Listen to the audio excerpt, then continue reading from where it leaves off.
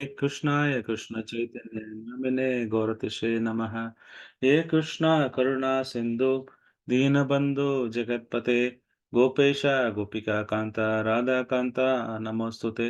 तप्त कांचन गौरांगी राधे वृंदावनेश्वरी वृषभानुसुते देवी प्रणमामि हरिप्रिये। वाञ्छा कल्पतरुभ्यश्च कृपा सिन्धो भयेव च पतितानां पावनेभ्यो वैष्णवेभ्यो नमो नमः। जय श्री कृष्ण चैतन्य प्रभु नित्यानंद श्री अद्वैत गदाधर शिवासादि गौर भक्त वृंदा। हरे कृष्णा कृष्ण कृष्ण हरे हरे हरे राम राम राम हरे हरे। मुखं करोति वाचालं पंगुं लंघयते गिरिं यत्कृपा तमहं वन्दे श्रीगुरु दीनदारिणं परमानन्दमाधवं श्रीचैतन्य ईश्वरं। हरिः ओं तत्सत्।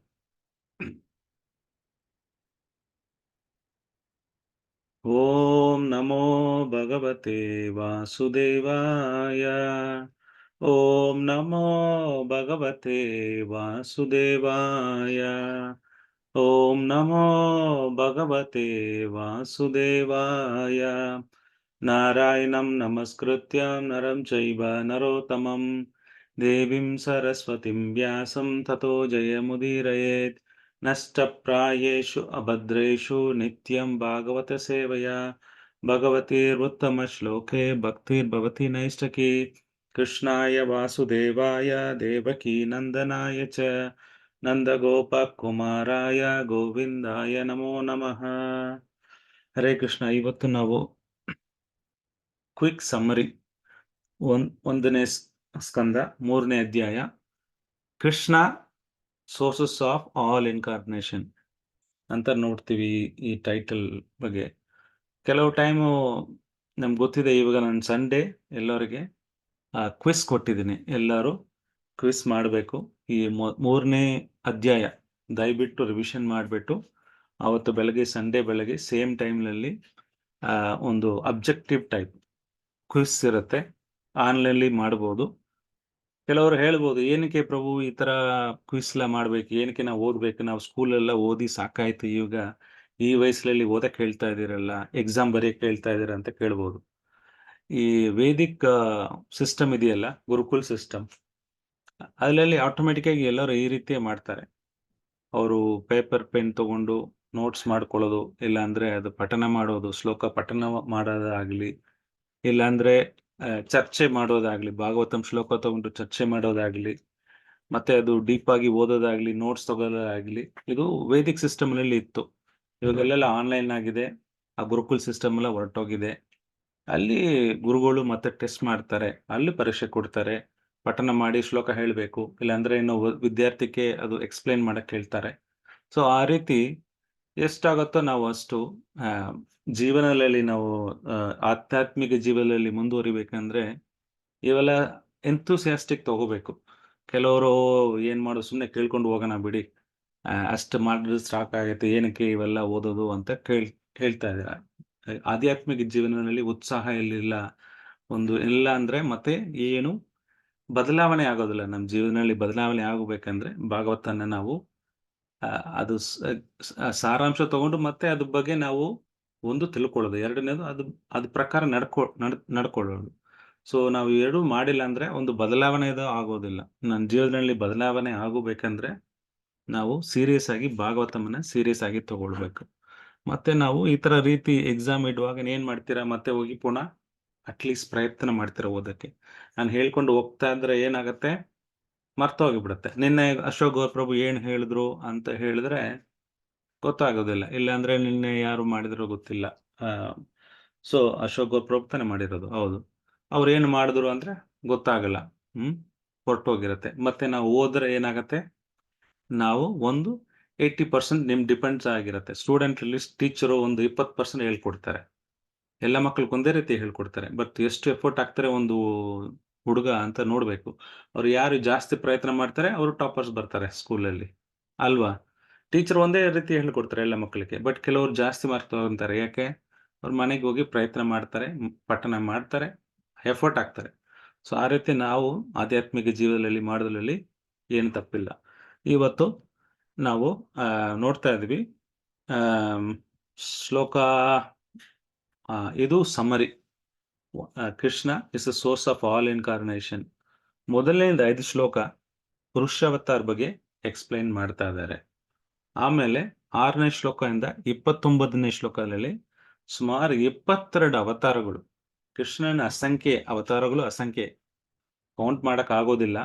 ಆದ್ರೂ ಸೂತ ಗೋಸ್ವಾಮಿ ಅವರು ಒಂದು ಮೂವಿ ಟ್ರೈಲರ್ ಇದೆಯಲ್ಲ, ಒಂದು ಭಾಗದಲ್ಲಿ ಏನ್ ಬರುತ್ತೆ, 11 ಸ್ಕಂದ ಇದೆ. ಏನು ಕೊಟ್ಟಿರ್ತಾರೆ ಭಾಗದಲ್ಲಿ, ಏನು ಅಷ್ಟು ಕೊಟ್ಟಿದ್ದಾರೆ ಅಂತ ಕೇಳಬಹುದು. ಈ ಅವತಾರಗಳಿದಾವಲ್ಲ, 22 ಅವತಾರಗಳು, ಅದ್ರ ಬಗ್ಗೆ ಕ್ರಮವಾಗಿ 3ನೇ ಸ್ಕಂದ, 2ನೇ ಸ್ಕಂದ, 5ನೇ ಸ್ಕಂದ, 6ನೇ ಸ್ಕಂದ, 7ನೇ ಸ್ಕಂದದಲ್ಲಿ ಪ್ರಹ್ಲಾದ್ ಮಹಾರಾಜ್ ಸ್ಟೋರಿ, 3ನೇ ಸ್ಕಂದದಲ್ಲಿ ಮತ್ತೆ ಲಾರ್ಡ್ ಕಪಿಲ ಆಕ್ಟಿವಿಟೀಸ್, ಮತ್ತೆ ಪೃಥು ಮಹಾರಾಜ್ 4ನೇ ಸ್ಕಂದದಲ್ಲಿ. ಆ ರೀತಿ ಒಂದೊಂದು ಅವತಾರಗಳು ಏನೇನು ಲೀಲೆಗಳು ಮಾಡಿದ್ದಾರೆ ಅವೆಲ್ಲ ಕ್ರಮವಾಗಿ ನಾವು 10ನೇ ಸ್ಕಂದದಲ್ಲಿ ಕೃಷ್ಣ ಅವತಾರ, ಆ ರೀತಿ ಕ್ರಮವಾಗಿ ನಾವು ಈ ಇಡೀ ಭಾಗದಲ್ಲಿ ಈ 22 ಅವತಾರಗಳು ಏನೇನಿದಾವೆ ಅದು ಡೀಟೇಲ್ ಆಗಿ ನೋಡ್ತೀವಿ. ಬಟ್ ಇದು ಸುಮ್ಮನೆ ಟ್ರೈಲರ್ ಅಂದ್ರೆ ಮೂವಿ ಇರುತ್ತಲ್ಲ, ಸುಮ್ಮನೆ ಗ್ಲಿಮ್ಸ್ ಕೊಟ್ಟಿದ್ದಾರೆ ಏನು ಅಂತ ಈ 3ನೇ ಅಧ್ಯಾಯದಲ್ಲಿ ಕೊಟ್ಟಿದ್ದಾರೆ. ಆಮೇಲೆ 30ರಿಂದ 34 ಈ ವಿರಾಟ್ ಪುರುಷ ಬಗ್ಗೆ ಹೇಳ್ತಾ ಇದ್ದಾರೆ. ಎಷ್ಟೊಂದು ಅವತಾರಗಳಿದಾವೆ, ಯಾಕೆ ವಿಶ್ವರೂಪ ವಿರಾಟ್ ರೂಪ ಬಗ್ಗೆ ಏನಕ್ಕೆ 22 ಅವತಾರಗಳಿಗೆ ಕೊಟ್ಟಿಲ್ಲ ಅಂತ ಪ್ರಭುಪಾದ ಮತ್ತೆ ಎಕ್ಸ್ಪ್ಲೈನ್ ಮಾಡ್ತಾ ಇದ್ದಾರೆ. 35ರಿಂದ 39 ಶ್ಲೋಕದಲ್ಲಿ ಈ ತಿಳ್ಕೊಂಡು ಏನಾಗತ್ತೆ ಜೀವನದಲ್ಲಿ, ನಾನು ತಿಳ್ಕೊಂಡ್ರೆ ಏನಾಗತ್ತೆ ಫಲ, ಏನ್ ಫಲ ಸಿಗತ್ತೆ ಅಂತ ಪ್ರಭುಪಾದಗಳು ಹೇಳ್ತಾ ಇದ್ದಾರೆ. ಮತ್ತೆ 40ರಿಂದ 44 ನೀವೆಲ್ಲ ಅಸೈನ್ಮೆಂಟ್ ಕೊಟ್ಟಿದ್ದೆ, ಕೆಲವರು ಬರ್ದಿದ್ರೆ ಸುಂದರವಾಗಿ, ಇನ್ನ ಕೆಲವರು ಸಬ್ಮಿಟ್ ಮಾಡಿಲ್ಲ. ದಯವಿಟ್ಟು ಈ ಅಸೈನ್ಮೆಂಟ್ ಮಾಡಲೇಬೇಕಾಗತ್ತೆ. ಶ್ಲೋಕ 40ರಿಂದ 44 ತನಕ ಶ್ರೀಮದ್ ಭಾಗವತಂ ಗ್ಲೋರಿಫಿಕೇಶನ್ ಕೊಟ್ಟಿದ್ದಾರೆ. ಏನಕ್ಕೆ ನಾವು ಭಾಗವತಂ ಓದಬೇಕು, ಭಾಗವತಂ ಮಹಿಮಾ ಏನು ಅಂತ ಈ ಶ್ಲೋಕದಲ್ಲಿ ಕೊಟ್ಟಿದ್ದಾರೆ. 5 ಶ್ಲೋಕದಲ್ಲಿ. ದಯವಿಟ್ಟು ಯಾರ್ಯಾರು ಅಸೈನ್ಮೆಂಟ್ ಮಾಡಿಲ್ವೋ ಇವತ್ತು ಇಲ್ಲಾಂದ್ರೆ ಅಥವಾ ನಾಳೆ ದಯವಿಟ್ಟು ಕಂಪ್ಲೀಟ್ ಮಾಡಿ, ಪ್ರಯತ್ನ ಮಾಡಿ.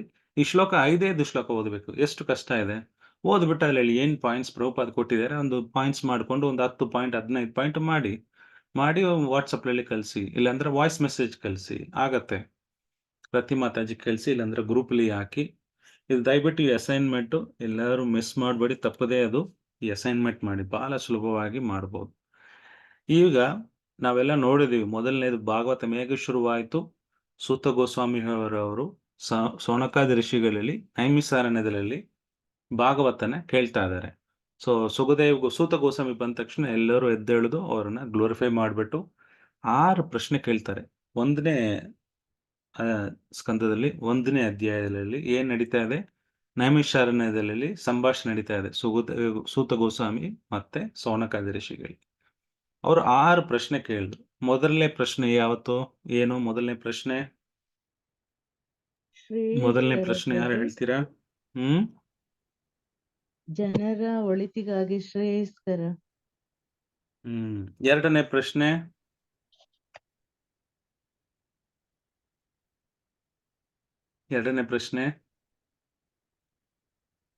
What is the essence of scriptures? All the scriptures. ಈ ಮೊದಲ ಎರಡನೇ ಶ್ಲೋಕಕ್ಕೆ ಪ್ರಶ್ನೆಗೆ ಉತ್ತರ 2ನೇ ಅಧ್ಯಾಯದಲ್ಲಿ ಕೊಡ್ತಾ ಇದ್ದಾರೆ. ಏನ್ ಅಧ್ಯಾಯ ಕೊಡ್ತಾರೆ? ಸವೈ ಪುಂಸಾಂ ಪರೋ ಧರ್ಮೋ ಯದೋ ಭಕ್ತಿರ್ ಅದೋಕ್ಷಜೆ ಅಹೈತುಕಿ ಅಪ್ರದಿಹತ ಯಯಾತ್ಮ ಸುಪ್ರಸೀದತಿ. ಧರ್ಮ ಅಂದ್ರೆ ಏನು? ಧರ್ಮ ಸವೈ ಪುಂಸಾಂ ಪರೋ ಧರ್ಮೋ ಯದೋ ಭಕ್ತಿರ್ ಅದೋಕ್ಷಜೆ ಅಹೈತುಕಿ ಅಪ್ರದಿಹತ ಯಯಾತ್ಮ ಸುಪ್ರಸೀದತಿ. ಭಕ್ತಿ ಮಾಡೋದು ಒಂದೇ ಶ್ರೇಯಸ್ಸು ಅಂತ. ಮತ್ತೆ ವೇದಗಳ ಸಾರಾಂಶ ಏನು? ಸೊ ಕೃಷ್ಣನ್ ಬಗ್ಗೆ ತಿಳ್ಕೊಳ್ಳೋದು. ಸೊ ಮತ್ತೆ ಅವರು ಭಕ್ತಿ ಬಗ್ಗೆ 2ನೇ ಸ್ಕಂದದಲ್ಲಿ ನಾವು ನೋಡ್ತೀನಿ ಇದೆಯಾ ಅಂತ. 2ನೇ ಸ್ಕಂದದಲ್ಲಿ ಏನಾಗತ್ತೆ, ಆ ಪ್ರಶ್ನೆಗೆ 6ನೇ ಪ್ರಶ್ನೆಯಲ್ಲಿ ಕೊಡ್ತಾರೆ. ಮತ್ತೆ ವಾಸುದೇವೇ ಭಗವತಿ ಭಕ್ತಿ ಯೋಗ ಪ್ರಯೋಜಿತ. ಆ ಶ್ಲೋಕದಲ್ಲಿ ವಾಸುದೇವನ ಬಗ್ಗೆ ಹೇಗೆ ಭಕ್ತಿ ಮಾಡುವುದಂತ ಕೊಟ್ಟಿದ್ರು. ಮತ್ತೆ ಈ ಕ್ರಮವಾಗಿ 9 ಲೆವೆಲ್ ಇತ್ತು ಭಕ್ತಿಯಲ್ಲಿ. 9 ಲೆವೆಲ್ ಇದ್ದು: ಆದುಶ್ರದ, ಭಜನ ಕ್ರಿಯಾ, ಸಾಧು ಸಂಘ, ಅನರ್ಥ ನಿವೃತ್ತಿ, ನಿಷ್ಠ, ರುಚಿ, ಆಸಕ್ತಿ, ಭಾವ ಪ್ರೇಮ ಹೇಗೆ ಹೋಗುವುದು ಅದ್ರ ಬಗ್ಗೆ ನಾವು ಚರ್ಚೆ ಮಾಡಿದೀವಲ್ವಾ, ಆ 2 ಪ್ರಶ್ನೆಗಳಿಗೆ ಉತ್ತರ ಕೊಟ್ಟಿದ್ದಾರೆ. ಮತ್ತೆ 3ನೇ 4ನೇ ಪ್ರಶ್ನೆ ಯಾವುದು?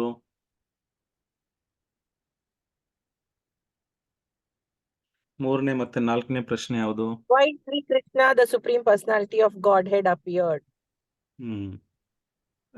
ಸೊ ಮತ್ತೆ ಲೀಲೆಗಳು ಏನ್ ಮಾಡಿದ್ದಾರೆ, ಏನಕ್ಕೆ ದೇವರು ಪರಮಾತ್ಮ ಪುರುಷ ಏನಕ್ಕೆ ಅವತಾರ ತಗೊಂಡಿದ್ದಾರೆ ಅಂತ ಕೇಳ್ತಾರೆ. ಅದಕ್ಕೆ ಉತ್ತರ ಏನು?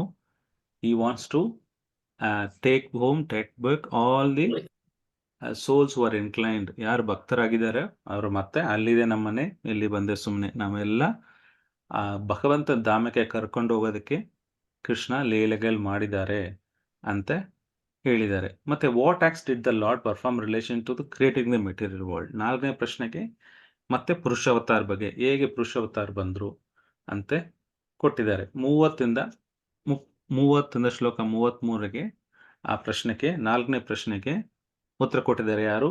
ಕೃಷ್ಣನಿಂದ ಮಹಾವಿಷ್ಣು ಬರ್ತಾರೆ, ಕಾರಣೋದಕ್ಷಾಯ ವಿಷ್ಣು ಅಂತ ಕರಿತೀವಿ. ಆ ಕಾರಣೋದಕ್ಷಾಯ ವಿಷ್ಣುವಿಂದ ಮತ್ತೆ ಗರ್ಭೋದಕ್ಷಾಯ ವಿಷ್ಣು ಬರ್ತಾರೆ, ಗರ್ಭೋದಕ್ಷಾಯ ವಿಷ್ಣುವಿಂದ ಬ್ರಹ್ಮ ಬರ್ತಾರೆ, ಮತ್ತೆ ಗರ್ಭೋದಕ್ಷಾಯ ವಿಷ್ಣುವಿಂದ ಶಿರೋದಕ್ಷಾಯ ವಿಷ್ಣು ಪರಮಾತ್ಮ ಎಲ್ಲ ಜೀವರಾಶಿಗಳು ಬರ್ತಾ ಇದ್ದಾರಂತೆ. ಶ್ಲೋಕ 30 ಮತ್ತೆ 30ರಿಂದ 33ರಲ್ಲಿ ಉತ್ತರ ಕೊಟ್ಟಿದ್ದಾರೆ. ಮತ್ತೆ ಲೀಲಾವತಾರಗಳ ಬಗ್ಗೆ ಚರ್ಚೆಯಾಗಿ ಕೊಟ್ಟಿದ್ದಾರೆ. ಈಗ 5ನೇ ಪ್ರಶ್ನೆ ಮತ್ತೆ 6ನೇ ಪ್ರಶ್ನೆ ಕೇಳಿದ್ರು. ಏನು activities of the incarnation of the lord.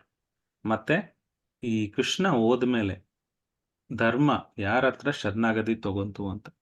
So ಈ 3ನೇ ಅಧ್ಯಾಯದಲ್ಲಿ ಇದಕ್ಕೆ 5 ಪ್ರಶ್ನೆ 5 ಮತ್ತು 6ಕ್ಕೆ ಉತ್ತರ ಕೊಡ್ತಾ ಇದ್ದಾರೆ. ಮೊದಲ 4ನೇ ಪ್ರಶ್ನೆಗೆ 1, 2, 3, 4 2ನೇ ಅಧ್ಯಾಯದಲ್ಲಿ ಕೊಟ್ಟಿದ್ದಾರೆ. 3ನೇ ಅಧ್ಯಾಯದಲ್ಲಿ ಸೂತ ಗೋಸ್ವಾಮಿಗಳು ಕಂಟಿನ್ಯೂ ಮಾಡ್ತಾ ಇದ್ದಾರೆ. 2 ಪ್ರಶ್ನೆಗಳು ಕೇಳಿದ್ರು. ಡಿಫ್ರೆಂಟ್ ಇನ್ಕಾರ್ನೇಷನ್ ಬಗ್ಗೆ, ಏನೇನು ಇನ್ಕಾರ್ನೇಷನ್ ಇದಾವೆ ಅದ್ರ ಬಗ್ಗೆ ಹೇಳಿ. ಮತ್ತೆ 6ನೇ ಪ್ರಶ್ನೆ ಏನು ಹೇಳಿದ್ರು, ಈ ಕೃಷ್ಣ ಹೋದ್ಮೇಲೆ ಈ ಧರ್ಮಗಳು ಯಾರ ಹತ್ರ ಶರಣಾಗತಿ ಆಯ್ತು ಅಂತ ಅದೇ ಅಸೈನ್ಮೆಂಟ್ ಕೊಟ್ಟಿದೆ. 6ನೇ ಪ್ರಶ್ನೆ ಅಸೈನ್ಮೆಂಟ್ ಕೊಟ್ಟಿದೆ. So Bhagavatam is the incarnation of Krishna. So Krishna ಹೋದ್ಮೇಲೆ ಧರ್ಮ ಎಲ್ಲಿ ಬಂತು, ಭಾಗದಲ್ಲಿ ಇದ್ದಾವೆ. ಹಾಗಾಗಿ ನಾವು ಭಾಗವತ ಆ ಶ್ಲೋಕ 40ರಿಂದ 41, 42, 43, 44 ಅದು ಓದ್ಬಿಟ್ಟು ಈ ಅಸೈನ್ಮೆಂಟು ನೀವು ಏನಕ್ಕೆ ಭಾಗವತಂ ಓದಬೇಕು ಅಂತ ನೀವು ಅದನ್ನ ಅಸೈನ್ಮೆಂಟ್ ಕೊಡ್ಬೇಕು 6ನೇ ಪ್ರಶ್ನೆಗೆ. ಸೊ ಈ ರೀತಿ ನಾವು ಈ 3ನೇ ಅಧ್ಯಾಯ ಅಂತ ಶುರು ಮಾಡ್ತೀವಿ. Divinity and divine services, Krishna is the source of all incarnation ಅಂತ ಕೊಟ್ಟಿದ್ದಾರೆ. ಇದು ನಾವು ನೋಡಿದ್ವಿ ಮೊದಲನೇ 5ನೇ ಶ್ಲೋಕದಲ್ಲಿ. ಮತ್ತೆ ಪುರುಷಾವತಾರ ಬಗ್ಗೆ ಡೀಟೇಲ್ ಆಗಿ ಕೊಟ್ಟಿದ್ದಾರೆ. ಮತ್ತೆ ಶ್ಲೋಕ 6ರಿಂದ 27 ತನಕ 22 ಇನ್ಕಾರ್ನೇಷನ್ ಯಾವುದಿದಾವೆ ಒಂದು ಟ್ರೈಲರ್ ರೀತಿ ಕೊಟ್ಟಿದ್ದಾರೆ. ಮತ್ತೆ ಈ ಎಂಟೈರ್ ಭಾಗವತಂ ಪರಿಭಾಷೆ ಸೂತ್ರ ಅಂತ ಕರಿತೀವಿ. ಪರಿಭಾಷೆ ಸೂತ್ರ ಅಂದ್ರೆ ಏನು ಅಂದ್ರೆ ಏನು ಹೇಳುದು, ಇದು ಪ್ರಥಮವಾದ ಶ್ಲೋಕ. ಈಗ 18,000 ಶ್ಲೋಕ ಇದೆ ಭಾಗವತದಲ್ಲಿ.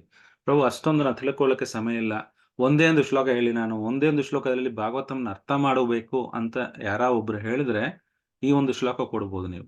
ಏನು? ಏತೇಂಚ ಕಲಾಪುಂಸ ಕೃಷ್ಣಸ್ತು ಭಗವಾನ್ ಸ್ವಯಂ ಇಂದ್ರಾರಿ ವ್ಯಾಕಲಂ ಲೋಗಂ ಮೃಡಯಂತಿ ಮುಖೇ. ಸೊ ಈ ಶ್ಲೋಕ ಅಂದ್ರೆ ಪರಿಭಾಷೆ ಸೂತ್ರ ಅಂತ ಹೇಳ್ತೀವಿ. ಇದು ದಿ ಮೇನ್ ಪ್ರಿನ್ಸಿಪಲ್ ಶ್ಲೋಕ. ಇದು ಇಟ್ಕೊಂಡು ಭಾಗಗಳಲ್ಲಿ ಉಳಿದಿರೋದೆಲ್ಲ ಬರ್ದಿದ್ದಾರೆ ಆಚಾರ್ಯರು.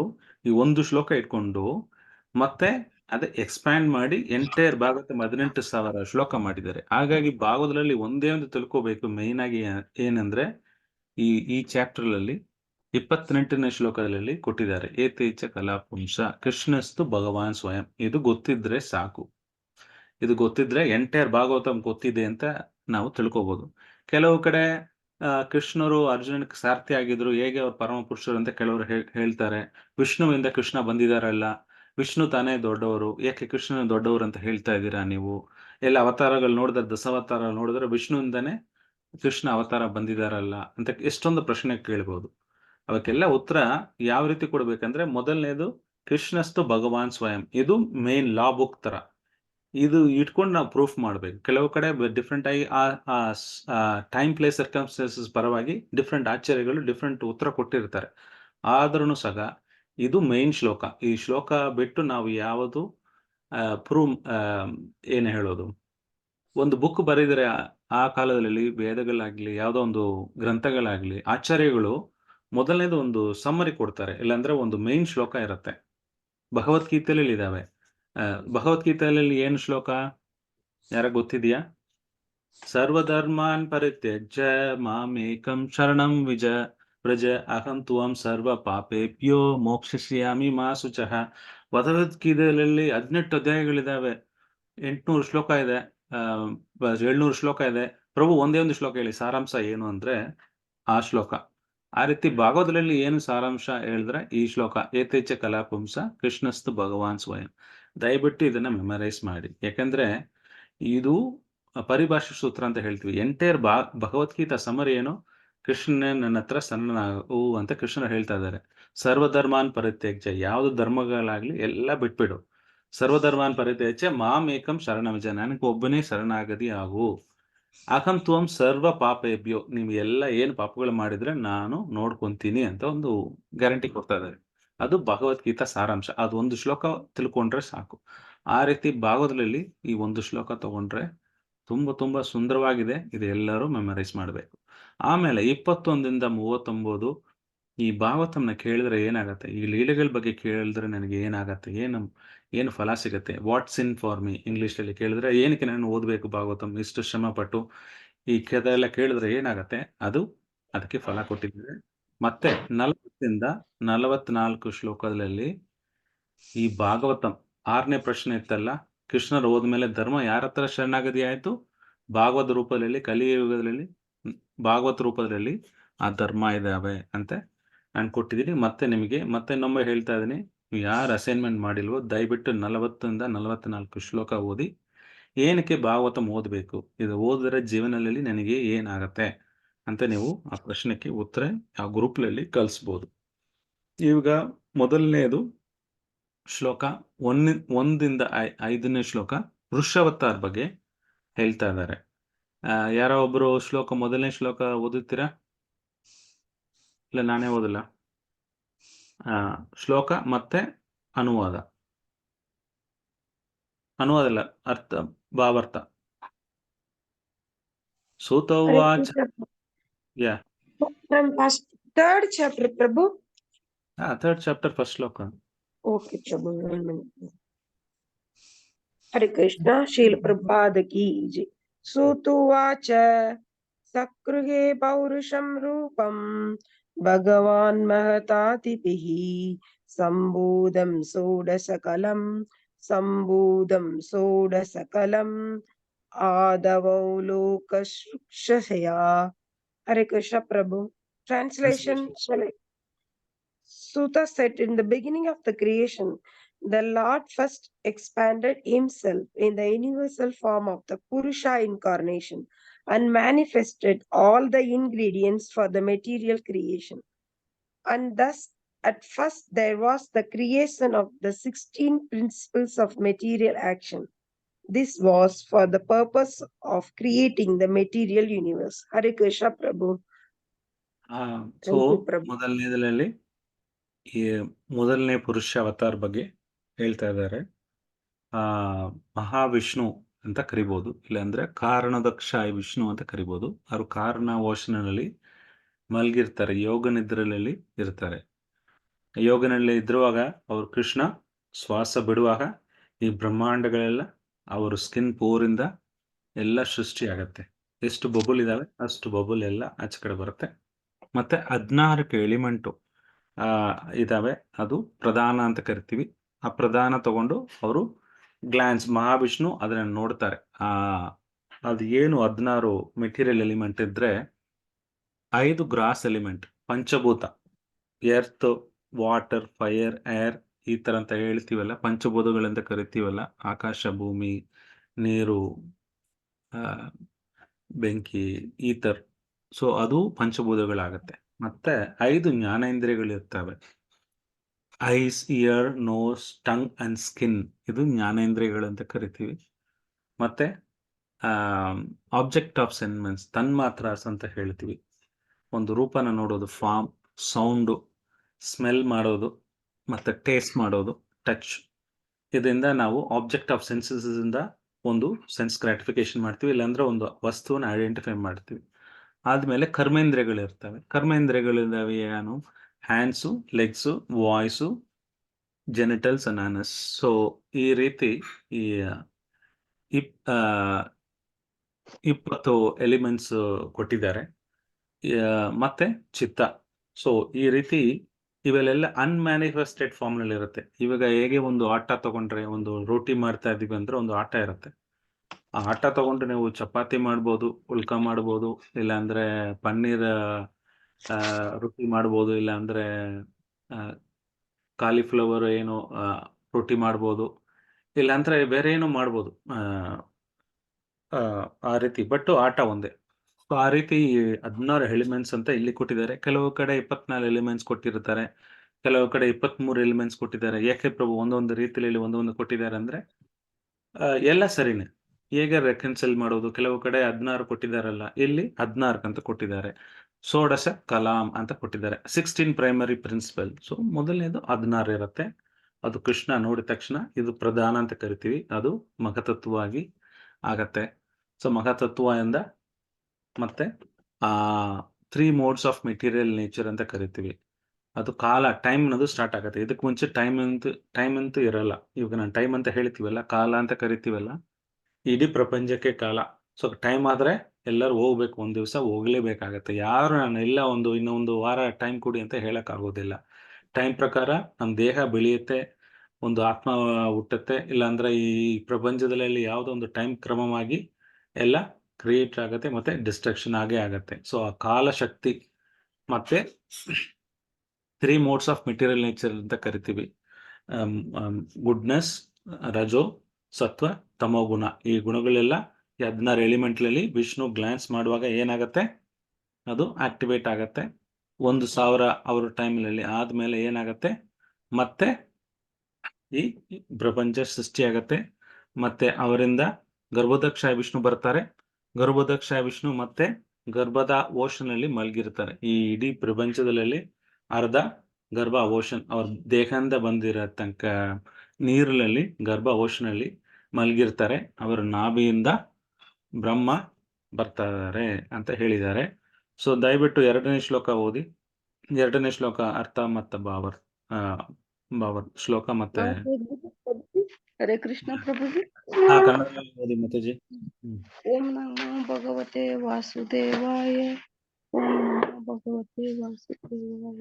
ಯಸ್ಯಾಂಬಸಿ ಸೇನಸ್ಯ ಯೋಗ ನಿದ್ರಾ ವಿತವನ್ವತಃ ನಾಭಿರುದ್ರಾಂ ಪೂಜಾ ಜಾಧಾ ಸಿಗ್ಧ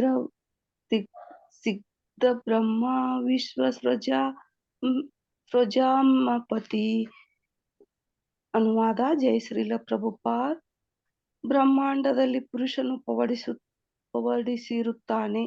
ಅವನ ದೇಹದ ನಾಭಿ ಸರೋವರದಿಂದ ಕಮಲನಾಳ ಒಂದು ಹೊರಹೊಮ್ಮುತ್ತದೆ. ಆ ಕಮಲನಾಳದ ತುದಿಯಲ್ಲಿರುವ ಕಮಲ ಪುಷ್ಪದಿಂದ ಬ್ರಹ್ಮನು ಉದ್ಭವಿಸುತ್ತಾನೆ. ಆ ಬ್ರಹ್ಮನು ಸಕಲ ಯಂತ್ರ ಶಿಲ್ಪಿಗಳ ನಾಯಕನಾಗಿದ್ದಾನೆ. ಭಾವಾರ್ಥ ಓದ್ಲೇನ್ರಿ ಪ್ರಭುಜಿ? ಬೇಡ ಬೇಡ ಬೇಡ, ಹರೇ ಸಮಯ ಕೃಷ್ಣ. ಆಗುತ್ತೆ. ಅದು ನೀವೆಲ್ಲ ರಿವಿಷನ್ ಮಾಡ್ಬೇಕು, ಅದು ನೀವು ಮನೆಯಲ್ಲಿ ಓದ್ಕೋಬೇಕು. ಸೊ ಗರ್ಭದಕ್ಷ ವಿಷ್ಣು ಬಗ್ಗೆ ಕೊಟ್ಟಿದ್ದಾರೆ. ಅವರು ಹಿರಣ್ಯ ಗರ್ಭ ಅಂತ ಕರಿಬಹುದು. ಹಿರಣ್ಯ ಗರ್ಭ ಅಂದ್ರೆ ಈ 24 ಎಲಿಮೆಂಟ್ ಇದೆಯಲ್ಲ, ಅದ್ರ ಜೊತೆ ಜೀವ ಮತ್ತೆ ಕಾಲ ಮತ್ತೆ ಈ 3 ಗುಣಗಳು ಅಂತ ಹೇಳಿದಿನಲ್ಲ, ಸತ್ವ, ರಜೋ, ತಮೋ ಗುಣ, ಅವೆಲ್ಲ ಸೇರಿ ಏನಾಗತ್ತೆ? ಜೀವಗಳು ಸೃಷ್ಟಿಯಾಗತ್ತೆ. ಜೀವಗಳು ಸೃಷ್ಟಿ ಮಾಡ್ತಾರೆ ಈ ಗರ್ಭದಕ್ಷ ವಿಷ್ಣು. ಅದಕ್ಕೆ ಹಿರಣ್ಯ ಗರ್ಭ ಅಂತ ಹೇಳ್ತೀವಿ. ಎಲ್ಲ ಜೀವರಾಶಿಗಳು ಒಂದಾಗಿರುತ್ತೆ, ಹಾಗಾಗಿ ಹಿರಣ್ಯ ಗರ್ಭ ಅಂತ ಕರಿತೀವಿ ಇವ್ರನ್ನ. ಓಕೆ, ಇವರಿಂದ ಮತ್ತೆ ಶಿರೋದಕ್ಷ ವಿಷ್ಣು ಬರ್ತಾರೆ. 3ನೇ ಶ್ಲೋಕ ಯಾರು ಓದ್ತೀರಾ? ಹರೇ ಕೃಷ್ಣ ಪ್ರಭು. ಹಾ. ಯಸ್ಯಾವಯವ ಸಂಸ್ಥಾನೈ ಕಲ್ಪಿತೋ ಲೋಕ ವಿಸ್ತರಃ ತದ್ವೈ ಭಗವತೋ ರೂಪಂ ವಿಶುದ್ಧಂ ಸತ್ವಮೂರ್ಜಿತಂ. ಅನುವಾದ: ಬ್ರಹ್ಮಾಂಡದ ಎಲ್ಲಾ ಗ್ರಹ ವ್ಯೂಹಗಳು ಪುರುಷನ ವ್ಯಾಪಕ ಶರೀರದಲ್ಲೇ ಇವೆ ಎಂದು ನಂಬಲಾಗಿದೆ. ಆದರೆ ಸೃಷ್ಟಿಯಲ್ಲಿರುವ ಭೌತಿಕ ಮೂಲಾಂಶಗಳಿಂದ ಭಗವಂತನು ಆಬಾಧಿತನಾಗಿದ್ದಾನೆ. ಆತನ ಶರೀರವು ಶಾಶ್ವತವಾಗಿ ಆಧ್ಯಾತ್ಮದ ಅತ್ಯುತ್ಕೃಷ್ಟ ನೆಲೆಯಲ್ಲಿ ಇದೆ. ಹರೇ ಕೃಷ್ಣ ಪ್ರಭು. ಓಕೆ, ಈ ಸೃಷ್ಟಿ ಮಾಡಿದ್ರು, ದೇವರು ಸೃಷ್ಟಿ ಮಾಡಿದ್ರು, ಮತ್ತೆ ಅವರು ಯಾವತ್ತು ಶ್ಲೋಕ, 3ನೇ ಶ್ಲೋಕ ಅಲ್ಲ. ಸೊ ಈ ಸೃಷ್ಟಿ ಮಾಡಿದ್ರು ಅವ್ರ ನಾಭಿಯಿಂದ ಈ ನೀವು ನೋಡಬಹುದು ಈ ಪಿಕ್ಚರ್ ಅಲ್ಲಿ 14 ಲೋಕಗಳಿದಾವೆ. ಇದು ಈಗ ಹೇಗೆ ತಿಳ್ಕೊಬಹುದು ಅಂದ್ರೆ, ಇವಾಗ ಒಂದು ಕನ್ಸ್ಟ್ರಕ್ಷನ್ ಮಾಡಿದ್ರೆ 14 ಫ್ಲೋರ್ಸ್ ಒಂದು ಕನ್ಸ್ಟ್ರಕ್ಷನ್ ಮಾಡ್ತಾರೆ. ಬ್ರಹ್ಮನ ಹತ್ರ ಒಂದು ಲ್ಯಾಂಡ್ ಲಾರ್ಡ್ ಇದ್ದಾರೆ, ವಿಷ್ಣು ಲ್ಯಾಂಡ್ ಲಾರ್ಡ್. ಯಾಕಂದ್ರೆ ಯಾರಿಗೆ ಸ್ವಂತ ಆಗತ್ತೆ ಮನೆ? ಬಿಲ್ಡರ್ಗೆ ಸ್ವಂತ ಆಗತ್ತಾ? ಇಲ್ಲ. ಯಾರೋ ಒಬ್ರು ಮನೆ, ಯಾವ್ದು ಲ್ಯಾಂಡ್ ಯಾರು ಸ್ವಂತವಾಗಿದೆಯೋ ಅವರು ಇಂಗ್ರೀಡಿಯೆಂಟ್ಸ್ ಕೊಡ್ತಾರೆ, ಸಿಮೆಂಟ್ ಕೊಡ್ತಾರೆ, ಇಟ್ಟಿಗೆ ಕೊಡ್ತಾರೆ, ಮತ್ತೆ ಎಲ್ಲ ಕೊಟ್ಬಿಟ್ಟು ಮನೆನ ಕಟ್ಸಿ, ಈ ತರ ಪ್ಲಾನ್ ಮಾಡಿ ಕಟ್ಸಿ ಅಂತ ಹೇಳ್ತಾರೆ. ಬ್ರಹ್ಮ ಆ ರೀತಿ ಇಂಗ್ರೀಡಿಯೆಂಟ್ಸ್ ಎಲ್ಲ, ಈ 16 ಇಂಗ್ರೀಡಿಯೆಂಟ್ಸ್ ಇದೆಯಲ್ಲ, ಅವೆಲ್ಲ ಕೃಷ್ಣ ಪ್ರೊವೈಡ್ ಮಾಡ್ತಾರೆ. ಮಹತತ್ವ, ಆ ಮಹತತ್ವ ತಗೊಂಡು ಮತ್ತೆ ಈ ಸ್ಟೆಮ್ ಇದೆಯಲ್ಲ, ನಾಭಿಯಿಂದ ಕಮಲದಿಂದ ಸ್ಟೆಮ್ ಇದೆಯಲ್ಲ, ಆ ಸ್ಟೆಮ್ ನಲ್ಲಿ 14 ಲೋಕಗಳು ಮಾಡ್ತಾರೆ. ಗ್ರೌಂಡ್ ಫ್ಲೋರ್ ಯಾವ್ದಂದ್ರೆ ಈ ಭುವರ್ ಲೋಕ, ನಮ್ ಎರ್ತ್ ಇದೆಯಲ್ಲ, ಅದು ಗ್ರೌಂಡ್ ಫ್ಲೋರ್. ಗ್ರೌಂಡ್ ಫ್ಲೋರ್ ಮೇಲೆ 7 ಫ್ಲೋರ್ಸ್ ಇದಾವೆ, ಮತ್ತೆ ಗ್ರೌಂಡ್ ಕೆಳಗಡೆ 7 ಫ್ಲೋರ್ಸ್ ಇದಾವೆ. ಅತಲ, ವಿತಲ, ಸುತಲ, ತಲಾತಲ, ಮಹಾತಲ, ರಸಾತಲ, ಪತಾಲ ತಲ ಅಂತ ಇದ್ದಾವೆ. ಇದು ಕರ್ಮಭೂಮಿ.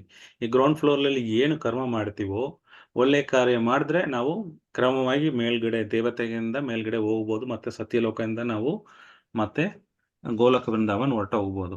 ಇಲ್ಲೇ ನಾನು ಕೆಟ್ಟ ಕಾರ್ಯಗಳು ಮಾಡ್ತಾ ಇದ್ದೀನಿ, ಒಳ್ಳೆ ಕರ್ಮಗಳು ಮಾಡ್ತಾ ಇಲ್ಲ ಅಂದ್ರೆ ಏನಾಗತ್ತೆ, ಕೆಳಗಡೆ ಸ್ಟೇರ್ ಕೇಸ್ ಇದಾವೆ. ಕೆಳಗಡೆ ಸ್ಟೇರ್ ಕೇಸ್ ಇಂದ ಹಿಡಿದು ನಾನು ಅತಲ, ವಿತಲ, ಸುತ್ತಲ, ತಲಾತಲ, ಪಾತಾಳ ತಲ ತನಕ ನಾವು ರಸಾತಲ ತನಕ ಹೋಗ್ಬೋದು. ಇಲ್ಲೇ ನಾನು ಒಳ್ಳೆ ಕಾರ್ಯ ಮಾಡಿ ಪುಣ್ಯವಂತರಾಗಿ ಮೇಲ್ಗಡೆನು ಹೋಗ್ಬೋದು. ಇದು ಕರ್ಮಭೂಮಿ ಅಂತ ಕರಿತೀವಿ. ಈ ನಾವೆಲ್ಲ ಇವಾಗ ಇರೋದು ಆ ಭೂಮಿಯಲ್ಲಿ, ಎರ್ತಲಲ್ಲಿ ಭೂರ್ ಲೋಕ ಅಂತ ಕೇಳ್ತೀವಿ. ಸೊ ಅಲ್ಲಿಂದ ನಾವು ಮುಂದೆ ಹೋಗ್ಬೇಕು. ಬಟ್ ಯಾರು ಈ ಬಿಲ್ಡಿಂಗ್ ಯಾರಿಗೆ ಸ್ವಂತ? ಇದು ಬ್ರಹ್ಮ ಕನ್ಸ್ಟ್ರಕ್ಷನ್ ಮಾಡಿರ್ಬೋದು, ಬಟ್ ಈ ಲ್ಯಾಂಡ್ ಕೊಟ್ಟು ಇಂಗ್ರೀಡಿಯೆಂಟ್ಸ್ ಕೊಟ್ಟಿರೋದು ಯಾರು? ಆ ಲ್ಯಾಂಡ್ ಲಾರ್ಡ್ ವಿಷ್ಣು, ಕೃಷ್ಣ. ಹಾಗಾಗಿ ಕೃಷ್ಣನ ಹತ್ರ ನಾವು ಪಡಿಬಹುದು. ಸೊ 4ನೇ ಶ್ಲೋಕ. ಹರೇ ಕೃಷ್ಣ ಪ್ರಭು. ಪಶ್ಯಂತದೋ ರೂಪಮದಭ್ರಚಕ್ಷುಷಾ ಸಹಸ್ರಪಾದೋರುಭುಜಾನನಾದ್ಭುತಂ ಸಹಸ್ರಮೂರ್ಧಾ ಶ್ರವಣಾಕ್ಷಿ ನಾಸಿಕಂ ಸಹಸ್ರಮೌಲ್ಯಾಂಬರಕುಂಡಲೋಲಸತ್. ಅನುವಾದ: ಭಕ್ತರು ತಮ್ಮ ಪರಿಪೂರ್ಣ ಕಣ್ಣುಗಳಿಂದ ಅಸಾಧಾರಣವಾದ ಪಾದ, ತೊಡೆ, ತೋಳು, ಮುಖಗಳುಳ್ಳ ಪುರುಷನ ದಿವ್ಯ ರೂಪವನ್ನು ಕಾಣುತ್ತಾರೆ. ಆ ದೇಹದಲ್ಲಿ ಸಾವಿರಾರು ತಲೆ, ಕಿವಿ, ಕಣ್ಣು, ಮೂಗುಗಳಿವೆ. ಹೊಳೆಯುವ ಸಾವಿರಾರು ಕಿರೀಟ, ಕರ್ಣಕುಂಡಲ, ಹಾರಗಳಿಂದ ಆ ದೇಹವು ವಿಭೂಷಿತವಾಗಿದೆ. ಹರೇ ಕೃಷ್ಣ ಪ್ರಭು. ಭಾನುಮಾತಾಜಿ ಸುಂದರವಾಗಿ ಒಂದು ಹೇಳಿದ್ರಲ್ಲ, ಪುರುಷ ಸೂಕ್ತ. ಸಹಸ್ರ ಶಿರೀಷ ಪುರುಷಾಗ ಸಹಸ್ರ ಬಾತ್. ಸೊ ಆ ರೀತಿ ಯೂನಿವರ್ಸಲ್ ಫಾರ್ಮ್ ಅಂತ ಇರುತ್ತೆ. ಸೊ ಏನಾಗತ್ತೆ, ಯಾವತ್ತು ಪ್ರಾಬ್ಲಮ್ ಬಂದ್ರೆ ಏನಾಗತ್ತೆ, ಈ ಪುರುಷರುಗಳೆಲ್ಲ ಬ್ರಹ್ಮ ಹಿಡಿದು ಎಲ್ಲ ದೇವತೆಗಳು ಆ ಕ್ಷೀರ ಸಾಗರದಲ್ಲಿ ಹೋಗಿರ್ತಾರೆ. ಕಾರಣದಾಕ್ಷಾಯ ವಿಷ್ಣು ಕಾರಣ ಓಷನಲ್ಲಿ ಮಲಗಿರ್ತಾರೆ. ಗರ್ಭದಾಕ್ಷಾಯ ವಿಷ್ಣು ಗರ್ಭದ ಓಷನಲ್ಲಿ ಮಲಗಿರ್ತಾರೆ. ಶಿರೋದಾಕ್ಷಾಯ ವಿಷ್ಣು ಎಲ್ಲಿರ್ತಾರೆ? ಕ್ಷೀರ ಓಷನಲ್ಲಿ ಇರ್ತಾರೆ. ಕ್ಷೀರ ಅಂದ್ರೆ ಮಿಲ್ಕ್ ಓಷನ್. ಅಲ್ಲಿ ಹೋಗ್ತಾರೆ. ಅಲ್ಲಿ ಹೋಗ್ಬಿಟ್ಟು ದೇವತೆಗಳೆಲ್ಲ ಪ್ರೇ ಮಾಡ್ತಾರೆ. ಏನ್ ಪ್ರೇ ಮಾಡ್ತಾರೆ? ಮಾತಾಜಿ ಅವತ್ತು ಹಾಡಿದ್ರಲ್ಲ ಆ ಪುರುಷ ಸೂಕ್ತ ಅಂತ, ಈ ಭಾಗವತದಲ್ಲಿ ಬರುತ್ತೆ. 2ನೇ ಸ್ಕಂದದಲ್ಲಿ ಮುಂದೆ ಬರುತ್ತೆ. ಪುರುಷ ಸೂಕ್ತ ಎಕ್ಸ್ಪ್ಲೈನ್ಡ್ ಅಂತ ಬರುತ್ತೆ. ಒಂದು ಪುರುಷ ಸೂಕ್ತಕ್ಕೆ ಡೆಡಿಕೇಟೆಡ್ ಆಗಿ ಒಂದು ಚಾಪ್ಟರ್ ಇದೆ. ಅಲ್ಲಲ್ಲಿ ನಾವು ಕ್ರಮವಾಗಿ ಪೂರ್ತಿ ಮಾತಾಜಿ ಏನು ಹಾಡಿದಾರೋ ಆ ಪೂರ್ತಿ ಶ್ಲೋಕಗಳನ್ನ ಭಾಗವತಕ್ಕೆ ಮ್ಯಾಪ್ ಮಾಡ್ಬೋದು. ಭಾಗವತದಲ್ಲಿ ಏನ್ ಕೊಟ್ಟಿದ್ದಾರೆ, ಪುರುಷ ಸೂಕ್ತದಲ್ಲಿ ಏನ್ ಕೊಟ್ಟಿದ್ದಾರೆ ಅಂತ ಅದು ಕಂಪ್ಯಾರಿಸನ್ ಕೊಟ್ಟಿದ್ದಾರೆ. ತುಂಬಾ ಸುಂದರವಾಗಿರುತ್ತೆ ಪುರುಷ ಸೂಕ್ತ ಬಗ್ಗೆ. ಅದ್ರ ಬಗ್ಗೆ ನಾವು ಚರ್ಚೆ ಮಾಡ್ತೀವಿ.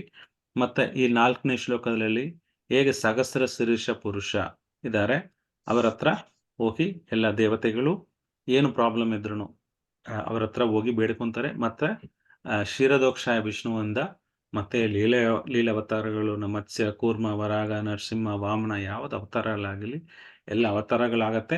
ಮತ್ತೆ ಅದಕ್ಕೆ ಸೊಲ್ಯೂಷನ್ ಕೊಡ್ತಾರೆ. ಇವಾಗ ರಾವಣ ಇರ್ತಾನೆ, ಇಲ್ಲಾಂದ್ರೆ ಹಿರಣ್ಯಕಶಿಪು, ಇಷ್ಟೊಂದು ಅವ್ರನ್ನ ಸಾಯಿಸಕ್ ಆಗೋದಿಲ್ಲ ಅಂತ ಎಲ್ಲ ದೇವತೆಗಳು ಹೋಗಿ ವಿಷ್ಣು ಹತ್ರ ಪ್ರೇ ಮಾಡ್ಕೊಂತಾರೆ. ವಿಷ್ಣು ಆಯ್ತು, ನಾನು ನರಸಿಂಹದೇವಾಗಿ ಅವತಾರ ತಗೊಂತೀನಿ, ಇಲ್ಲ ನಾನು ಕೃಷ್ಣ ಅವತಾರ ತಗೋತೀನಿ ಅಂತ ಅವರಿಗೆ ಉತ್ತರ ಕೊಡ್ತಾರೆ. ಮತ್ತೆ ಎಲ್ಲ ದೇವತೆಗಳು ಹೋಗಿ ಆ ಪರ್ಟಿಕ್ಯುಲರ್ ಜಾಗದಲ್ಲಿ ಸೇರ್ಕೊಂತಾರೆ. ಅವರು ಅವತಾರ ತಗೋತಾರೆ, ಮತ್ತೆ ಕೃಷ್ಣ ಬಂದು ಲೀಲೆಗಳು ಮಾಡ್ತಾರೆ. ಆ ರೀತಿ ಎಂಟೈರ್ ಲೀಲೆಗಳು ಅವತಾರ ಆಗತ್ತೆ ಅಂತ 4ನೇದರಲ್ಲಿ ಕೊಟ್ಟಿದ್ದಾರೆ. 5ನೇದು ಹರೇ ಕೃಷ್ಣ ಪ್ರಭು. ಹ್ಮ್ ಏತಾತ್ ನಾನಾವತಾರಂ ನಿಧಾನಂ ಬೀಜಮವ್ಯಯಂ ಯಸ್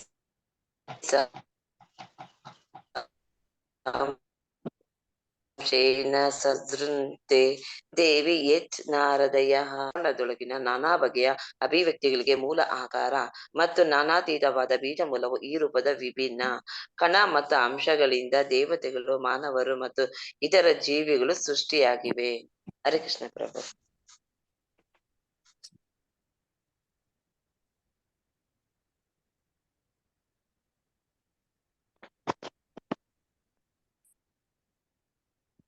ಗರ್ಭದಕ್ಷ ವಿಷ್ಣುವಿಂದ ಮತ್ತೆ 2ನೇ ಪುರುಷ ಅಂತ ಕೊಟ್ಟಿದ್ದಾರೆ.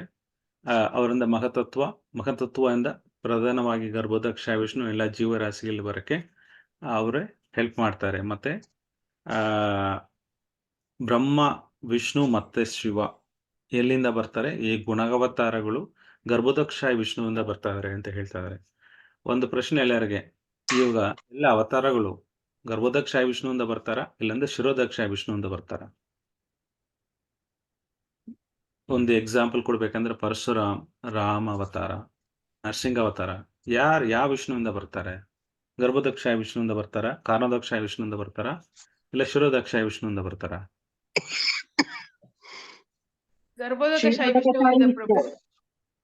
ಕ್ಷೀರೋದಕ ವಿಷ್ಣು. ಓಕೆ, ಇದು ಹೋಮ್ವರ್ಕ್. ಇವಾಗ ನಾನು ಚರ್ಚೆ ಮಾಡಿದ್ರೆ ಪೂರ್ತಿ ನಾವು ಮುಗಿಸಕ್ಕಾಗಲ್ಲ. ಇಲ್ಲಿ ಒಂದಕ್ಕೆ ಉತ್ತರ ಕೊಟ್ಟಿದ್ದಾರೆ ಪ್ರಭುಪಾದವರು. ಬ್ರಹ್ಮ, ವಿಷ್ಣು ಮತ್ತೆ ಶಿವ ಆರ್ ಇನ್ಕಾರ್ನೇಷನ್ ಆಫ್ ಗರ್ಭದಕ್ಷ ವಿಷ್ಣು ಅಂತ ಕೊಟ್ಟಿದ್ದಾರೆ. ಸೊ ಅದಕ್ಕೆ ಪಾರ್ಷಿಯಲ್ ಉತ್ತರ ಇಲ್ಲಿದೆ, ನೀವೆಲ್ಲ ಓದಬೇಕು. ಓದ್ರೆ ನಿಮಗೆ ಗೊತ್ತಾಗತ್ತೆ. ನೆಕ್ಸ್ಟ್, ಯಾಕಂದ್ರೆ ನಾನು ಪೂರ್ತಿ ಮಾಡಿದ್ರೆ ಇವಾಗ ಸಮಯ ಆಗೋದಿಲ್ಲ. ನೆಕ್ಸ್ಟ್ 13.6.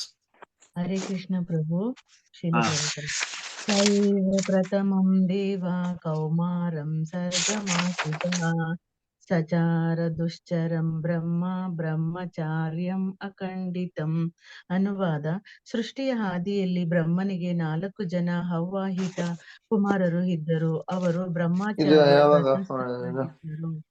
ಪರಮಸತ್ಯದ ಸಾಕ್ಷಾತ್ಕಾರಕ್ಕಾಗಿ ಕಠೋರ ತಪಸ್ಸನ್ನು ಆಚರಿಸಿದರು. ಹರೇ ಕೃಷ್ಣ ಪ್ರಭು. ಮೊದಲನೇ ಅವತಾರ ಯಾರು? ಕುಮಾರರನ ಮಕ್ಕಳಾದ್ರೆ 4 ಕುಮಾರಸ್ ಬಗ್ಗೆ ಕೊಟ್ಟಿದ್ದಾರೆ. ಇವತ್ತು ನಾನು ಹೇಳ್ತಾ ಇದ್ರೆ ಸಮಯ ಆಗ್ಬಿಡುತ್ತೆ, ಹಾಗಾಗಿ ನಾವು ಕ್ವಿಕ್ ಆಗಿ ನೋಡೋಣ. ಸೊ 5ನೇ ಶ್ಲೋಕದಲ್ಲಿ ಗರ್ಭದಕ್ಷ ವಿಷ್ಣು ಶ್ಲೋಕ ಆಫ್ ಇನ್ಕಾರ್ನೇಷನ್ ಕೊಟ್ಟಿದ್ದಾರೆ. ಮತ್ತೆ ಬ್ರಹ್ಮ ಯಾವ ರೀತಿ ಸತ್ಯ, ತ್ರೇತ, ದ್ವಾಪರ, ಕಲಿಯುಗ ಆಗುತ್ತೆ. ಕಲಿಯುಗದಲ್ಲಿ ನಾವಿರೋದು ಇವಾಗ ಕಲಿಯುಗ 4,32,000 ವರ್ಷ ಆಗತ್ತೆ. ಮತ್ತೆ ಅದನ್ನ ಡಬಲ್ ಮಾಡಿದ್ರೆ 8,64,000 ವರ್ಷ ದ್ವಾಪರ ಯುಗ ಇರತ್ತೆ. ಮತ್ತೆ ಅದನ್ನ ಟ್ರಿಪಲ್ ಮಾಡಿದ್ರೆ ತ್ರೇತಯುಗ ಆಗತ್ತೆ. ಅದನ್ನ 4 ಸಾರಿ ನಾವು ಮಲ್ಟಿಪ್ಲೈ ಮಾಡಿದ್ರೆ ಸತ್ಯಯುಗ ಆಗತ್ತೆ. ಇವೆಲ್ಲ ಒಂದು ಸೇರಿದ್ರೆ ಒಂದು ದಿವ್ಯ ಯುಗ. ಆ ರೀತಿ 71 ದಿವ್ಯ ಯುಗ ಆದ್ರೆ ಒಂದು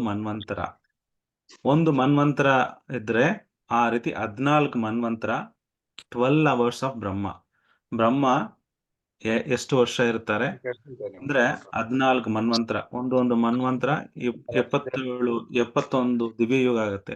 ಒಂದು ದಿವ್ಯ ಯುಗ ಸತ್ಯ, ತ್ರೇತ, ದ್ವಾಪರ, ಕಲಿಯುಗ ಈ ರೀತಿ ಇರುತ್ತಾರೆ. ಬ್ರಹ್ಮ ಮತ್ತೆ ನೈಟ್ 12 hours ಆಗತ್ತೆ. ಆ ರೀತಿ ಒಂದು ದಿವಸ ಅದು. ಮತ್ತೆ ಅವರು 100 ವರ್ಷ ಇರ್ತಾರೆ. ಒಂದು ವರ್ಷಕ್ಕೆ 365 days ಇಂಟು 100 years, ಅಷ್ಟು ವರ್ಷ ಇರ್ತಾರೆ. ನಾವು ಇವಾಗ ಎಲ್ಲಿದ್ದೀವಿ? ಕರೆಂಟ್ಲಿ ನಾವು 7ನೇ ಮನ್ವಂತರದಲ್ಲಿ ವೈವಸ್ತ ಮನ್ವಂತರ ನಡೀತಾ ಇದೆ.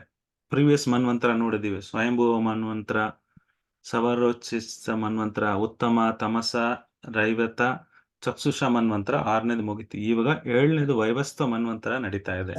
ಅದರಲ್ಲಿ 28ನೇ ದಿವ್ಯ ಯುಗ, ಅದರಲ್ಲಿ ಕೃಷ್ಣ ಅವತಾರ ತಗೊಂಡಿದ್ದಾರೆ. ಆ ಕೃಷ್ಣ ಅವತಾರ ಆದ್ಮೇಲೆ ಸೇಮ್ ಕಲಿಯುಗದಲ್ಲಿ ಮಹಾಪ್ರಭುಗಳು ಬಂದಿದ್ದಾರೆ. ನಾವು ಎಷ್ಟು ಒಂದು ಅದೃಷ್ಟವಂತವರು ಅಂತ ನೋಡಿದ್ರೆ, ಇಷ್ಟು ಜೀವನದಲ್ಲಿ ಒಂದೇ ಬ್ರಹ್ಮನಲ್ಲಿ ಒಂದು ದಿವಸದಲ್ಲಿ ಕೃಷ್ಣ ಅವತಾರ ತಗೊಂತಾರೆ. ಎಲ್ಲಾ ಕಲಿಯುಗದಲ್ಲಿ ದ್ವಾಪರ ಯುಗದಲ್ಲಿ ಕೃಷ್ಣ ಬರೋದಿಲ್ಲ. ಎಲ್ಲಾ ದ್ವಾಪರ ಯುಗಕ್ಕೆ ಕೃಷ್ಣ ಬರೋದೇ ಇಲ್ಲ. ಬಟ್ ನಾವು ನೋಡಿ ಎಷ್ಟು ಪುಣ್ಯ ಮಾಡಿದೀವಿ ಅಂದ್ರೆ, ಈಗ ಈ 28ನೇ ದಿವ್ಯ ಯುಗದಲ್ಲಿ, ಕಲಿಯುಗದಲ್ಲಿ ಮತ್ತೆ ದ್ವಾಪರ ಯುಗದಲ್ಲಿ ಕೃಷ್ಣ ಅವತಾರ ಮಾಡಿದ್ದಾರೆ. ಮತ್ತೆ ಇನ್ನು ಮಾಡೋದಿಲ್ಲ ಅವ್ರು. ನೆಕ್ಸ್ಟ್ ಬ್ರಹ್ಮ ನೆಕ್ಸ್ಟ್ ದಿವಸದಲ್ಲಿ ಮಾಡೋದು. ಈಗ ನಾವು ಆ ರೀತಿ ಕಲಿಯುಗದಲ್ಲಿ 5,000 ವರ್ಷ ಆಗಿದೆ. 28ನೇ ದಿವ್ಯ ಯುಗ ಆಗಿದೆ. ಇನ್ನು 77 ದಿವ್ಯ ಯುಗ ಆಗತ್ತೆ, 71 ದಿವ್ಯ ಯುಗ ಆಗತ್ತೆ. ಬಟ್ ಎಲ್ಲ ಕಲಿಯುಗದಲ್ಲಿ ಕೃಷ್ಣ ಬರೋದಕ್ಕೆ ಇಲ್ಲ. ಹಾಗಾಗಿ ನಾವು ಎಷ್ಟು ಅದೃಷ್ಟವಂತರು ನೋಡ್ಕೋಬಹುದು. ಆಮೇಲೆ ಮನುವಿನಲ್ಲಿ ಒಂದು ಮನು ಅವತಾರ ಇದ್ರೆ, ಅವ್ರ ತಂದೆ ಯಾರು ಬ್ರಹ್ಮನ ಆಗ್ತಾರೆ. ಮತ್ತೆ ಅದು ಒಂದು ಅವತಾರ ಇರುತ್ತೆ, ಮನ್ವಂತರ ಅಂತ ಅವತಾರ ಇರುತ್ತೆ. ಒಂದು ಇಂದ್ರ ಇರ್ತಾರೆ. ಮತ್ತೆ ಯಾರು ಒಬ್ರು ವ್ಯಾಸದೇವರಾಗ್ತಾರೆ ಅಂತ ಕೊಟ್ಟಿದ್ದಾರೆ. ಒಂದೊಂದು ಯುಗಕ್ಕೆ ಒಂದೊಂದು ವ್ಯಾಸರಾಗ್ತಾರೆ. 28ನೇ ಯುಗದಲ್ಲಿ ಕೃಷ್ಣ ದ್ವಾಪಯನ ವ್ಯಾಸ ಅಂತ ಕರಿತೀವಿ. ಅದೊಂದು ಪೋಸ್ಟ್. ಕೆಲವು ಟೈಮ್ ಭರದ್ವಾಜ ಆಗ್ತಾರೆ, ಗೌತಮ ಅವರು ಉತ್ತಮ, ಇಲ್ಲ ಅಂದ್ರೆ ಧನಂಜಯ, ಈ ರೀತಿ ಎಷ್ಟೊಂದು ಋಷಿಗಳು ಜೀವಾತ್ಮ ಇದಾವೆ. ಅವರು ವ್ಯಾಸದೇವರಾಗಿ ಈ ವೇದಗಳನ್ನ ಸಾರಾಂಶ ತಗೊಂಡು ಬುಕ್ ಆಗಿ ಬರೆದು ನಮ್ಗೆ ಕೊಡ್ತಾ ಇದ್ದಾರೆ. ಈ ಭಾಗವತಂ ಬರೆದಿರೋರು ವ್ಯಾಸದೇವರು. ಅವ್ರ ಹೆಸರು ಕೃಷ್ಣ ದ್ವಾಪಯನ ವ್ಯಾಸ. ಈ 28ನಲ್ಲಿ 29ರಲ್ಲಿ ಅಶ್ವತ್ಥಾಮ ಇದಾನಲ್ಲ, ಅವನು ಚಿರಂಜೀವಿ. ಅವನು ನೆಕ್ಸ್ಟ್ ವ್ಯಾಸದೇವನಾಗ್ತಾನೆ. ಅವನು ಮತ್ತೆ ವ್ಯಾಸದೇವರಾಗಿ ಇವೆಲ್ಲ ನೆಕ್ಸ್ಟ್ ಕಲಿಯುಗದಲ್ಲಿ, ದ್ವಾಪರ ಯುಗದಲ್ಲಿ ಇವೆಲ್ಲ ಬರೀತಾರೆ ಅಂತ ಕೊಟ್ಟಿದ್ದಾರೆ. ಸೊ ನಾನು ಸ್ಕಿಪ್ ಮಾಡ್ತೀನಿ, ಯಾಕಂದ್ರೆ ಸಮಯ ಇಲ್ಲ. ಸಾರಾಂಶ ಕೊಟ್ಟಿದ್ದಾರೆ. ಗರ್ಭೋದಕ್ಷ ವಿಷ್ಣು, ಕಾರಣೋದಕ್ಷ ವಿಷ್ಣು ಅಂದ್ರೆ ಏನು, ಶಿರೋದಕ್ಷ ವಿಷ್ಣು ಅಂತ ಏನು ಸಮಸ್ಯೆ ಕೊಟ್ಟಿದ್ದಾರೆ. ಮತ್ತೆ 6ರಿಂದ 25 ಶ್ಲೋಕದಲ್ಲಿ ನಾವು ಹೇಳಿದೀವಲ್ಲ, ಈಗ ಶುರುವಾಗ್ತಾ ಇದೆ. ಕುಮಾರಸ್ ಬಗ್ಗೆ ಕೊಟ್ಟಿದ್ದಾರೆ. ಅವರು ಮದುವೆನೇ ಮಾಡ್ಕೊಂಡಿಲ್ಲ. ಅವರು ಬ್ರಹ್ಮ ಹೇಳ್ತಾ ಇದಾರೆ, ದಯವಿಟ್ಟು ಪ್ರಯೋಜನೆ ಮಾಡಿ, ಇದು ಉದ್ಧಾರ ಮಾಡಿ, ಜನಸಂಖ್ಯೆ ಜಾಸ್ತಿ ಮಾಡಿ ಅಂತ ಹೇಳ್ತಾ ಇದಾರೆ. ಬಟ್ ಈ ಕುಮಾರರು ಏನ್ ಮಾಡಿದ್ರು, ಮದುವೆ ಮಾಡ್ಕೊಂಡಿಲ್ಲ. ಆ ರೀತಿ ಇದ್ದಾರೆ. ಮತ್ತೆ ನಿಮ್ಗೆಲ್ಲ ಗೊತ್ತಿದೆ, ಜೈ ವಿಜಯ್ ಹತ್ರ ಹೋಗ್ತಾರೆ ವೈಕುಂಠಕ್ಕೆ. ಜೈ ವಿಜಯ್ ಬಿಡೋದಿಲ್ಲ, ಮತ್ತೆ ಅವ್ರನ್ನ ಶಾಪ ಬಿಡ್ತಾರೆ. ಆಮೇಲೆ ಜೈ ವಿಜಯ್, ಹಿರಣ್ಯಕಶಿಪು, ಹಿರಣ್ಯಾಕ್ಷ, ಮತ್ತೆ ಅವರು ರಾವಣ, ಕುಂಭಕರ್ಣ ಮತ್ತೆ ಶಿಶುಪಾಲ, ತಾಂಡವಕ್ರ, ಈ 3 ಅವತಾರಗಳು ತಗೊಂತಾರೆ. ಮತ್ತೆ ಲೀಲೆಗಳು ನಡೆಯುತ್ತೆ, ನಿಮ್ಗೆಲ್ಲ ಗೊತ್ತಿದೆ. ಮತ್ತೆ 7ನೇ ಶ್ಲೋಕ. ಹರೇ ಕೃಷ್ಣ ಪ್ರಭು. ಹರೇ ಕೃಷ್ಣ. ಶ್ರೀಲ ಪ್ರಭುಪಾದ ಕಿ ಜೈ. ತ್ವತೀಯಂ ತು ಭವಾಯಸ್ಯ ರಸತ ಕಶ್ಪು Shishupala ವಕ್ರಗಜ Shishupala. Prabhu, somebody's phone is on, Prabhu. Can you please tell Prabhu to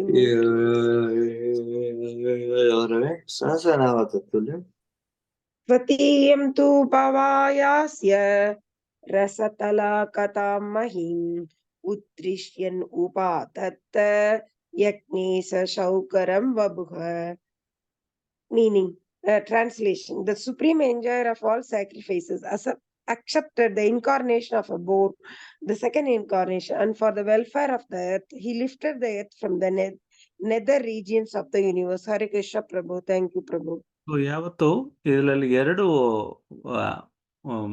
ಒಂದು ಅವತಾರಕ್ಕೆ ಒಂದು ಪರ್ಪಸ್ ಇರುತ್ತೆ. ಕುಮಾರರು ಏನಕ್ಕೆ ಬಂದ್ರು? ಈ ಕುಮಾರ ಅವರು ಯಾವತ್ತು ಯೋಗದಲ್ಲಿ ಇರ್ತಾರೆ. ಹೇಗೆ ಈ ಭಕ್ತಿನ ಮಾಡುವುದು ಅಂತ ತಿಳ್ಕೊಳಕ್ಕೆ ಅವರು ಶಕ್ತಿವೇಶ ಅವತಾರ ಈ ಕುಮಾರರಸು ಬಂದಿದ್ರು. ಈಗ ಇವರು ಬೋರ್ ಇನ್ಕಾರ್ನೇಷನ್ ಏನಕ್ಕೆ ಬಂದ್ರು? ಎರಡು ಇನ್ಕಾರ್ನೇಷನ್ ಇದಾವೆ. 2 ಸಾತಿ ಏನ್ ಹೇಳೋದು, ವರಾಹ ಅವತಾರ ಆಗತ್ತೆ. ಒಂದ್ಸಾರಿ ಈ ಭೂಮಿನ ಉದ್ಧಾರ ಮಾಡಕ್ಕೆ ಕೆಳಗಡೆ ಹೋಗಿರತ್ತೆ, ಗರ್ಭದ ಗೋವರ್ಷನ ಕೆಳಗಡೆ, ಅದನ್ನ ಮೇಲೆ ಇಡ್ತಾರೆ. 2ನೇ ಸಾತಿ ಹಿರಣ್ಯಕಶಿಪು ಅಂತ ಹಿರಣ್ಯಾಕ್ಷ ಅದನ್ನಲ್ಲ, ಅವನ ಸಂಹಾರ ಮಾಡಕ್ಕೆ ಅವತಾರ ಮಾಡಿದ್ದಾರೆ. ಹಾಗಾಗಿ 2 ವಿಧ ಅವತಾರಗಳಾಗತ್ತೆ. ಒಂದು ಶ್ವೇತ ವರಾಗ ಅಂತ ಒಂದು ಬರುತ್ತೆ, ಆಮೇಲೆ ಇನ್ನೊಂದು ಅವತಾರ ಆಗತ್ತೆ ಅಂತ ಆಚಾರ್ಯಗಳು ಎರಡು ವಿಧ ಅರ್ಥ ಕೊಟ್ಟಿದ್ದಾರೆ. ಮತ್ತೆ ನಾವು ನೋಡೋಣ, ಮುಂದೆ ಹೊರಡೋಣ. ಮುಂದೆ 8ನೇ ಶ್ಲೋಕ. ನಾನು ಓದ್ಲಾ ಪ್ರಭುಜಿ? ಓದಿ. ತೃತೀಯಂ ಋಷಿ ಸರ್ಗಂ ವೈದೇವರ್ಷಿತ್ವಮುಪೇತ್ಯ ಸಹ ತಂತ್ರಂ ಸಾತ್ವತಮಾಚಷ್ಟ ನೈಷ್ಕರ್ಮ್ಯಂ ಕರ್ಮಣಾಂ ಯತಃ. ಅನುವಾದ: ಋಷಿಕಲ್ಪದಲ್ಲಿ ಪರಮಪುರುಷನು ದೇವರ್ಷಿ ನಾರದರ ರೂಪದಲ್ಲಿ ಮೂರನೆಯ ಶಕ್ತ್ಯಾವೇಶ ಅವತಾರವನ್ನು ಧರಿಸಿದನು. ದೇವತೆಗಳಲ್ಲಿ ನಾರದರು ಮಹಾಋಷಿಗಳು. ಅವರು ಭಕ್ತಿ ಸಾಧನೆ ಮತ್ತು ನೈಷ್ಕರ್ಮ್ಯವನ್ನು ಬೋಧಿಸುವ ವೇದ ಪ್ರತಿಪಾದನೆಗಳನ್ನು ಸಂಗ್ರಹಿಸಿದರು. ಹರೇ ಕೃಷ್ಣ ಪ್ರಭುಜಿ. ನಮ್ಗೆ ಗೊತ್ತಿದೆ ನಾರದ ಋಷಿ ಬಗ್ಗೆ. ನಾನು ಈ ಭಕ್ತಿಯನ್ನ ಅವತಾರ, ಭಕ್ತಿ ಯಾರೋ ಒಬ್ರು ಭಕ್ತಿ ಶಕ್ತಿ ಇದೆಯಲ್ಲ, ಶಕ್ತಿವೇಶ ಅವತಾರ. ಯಾರು ಏನು ಶಕ್ತಿ ಅವತಾರ? ಭಕ್ತಿನ ಪ್ರಚಾರ ಮಾಡಕ್ಕೆ ನಾರದ ಋಷಿ ಭಾಗವತದಲ್ಲಿ ನೋಡಿದ್ರೆ ಧ್ರುವ ಮಹಾರಾಜ ಆಗ್ಲಿ, ಪ್ರಹ್ಲಾದ್ ಮಹಾರಾಜ ಆಗ್ಲಿ, ಎಲ್ಲರಿಗೆ ದಾರಿ ತೋರಿಸಿದ್ದು, ಭಕ್ತಿ ಕೊಟ್ಟಿರೋದು ನಾರದ ಋಷಿ. ಸೊ ಹಾಗಾಗಿ 5 ಮತ್ತೆ ಶ್ಲೋಕ 9.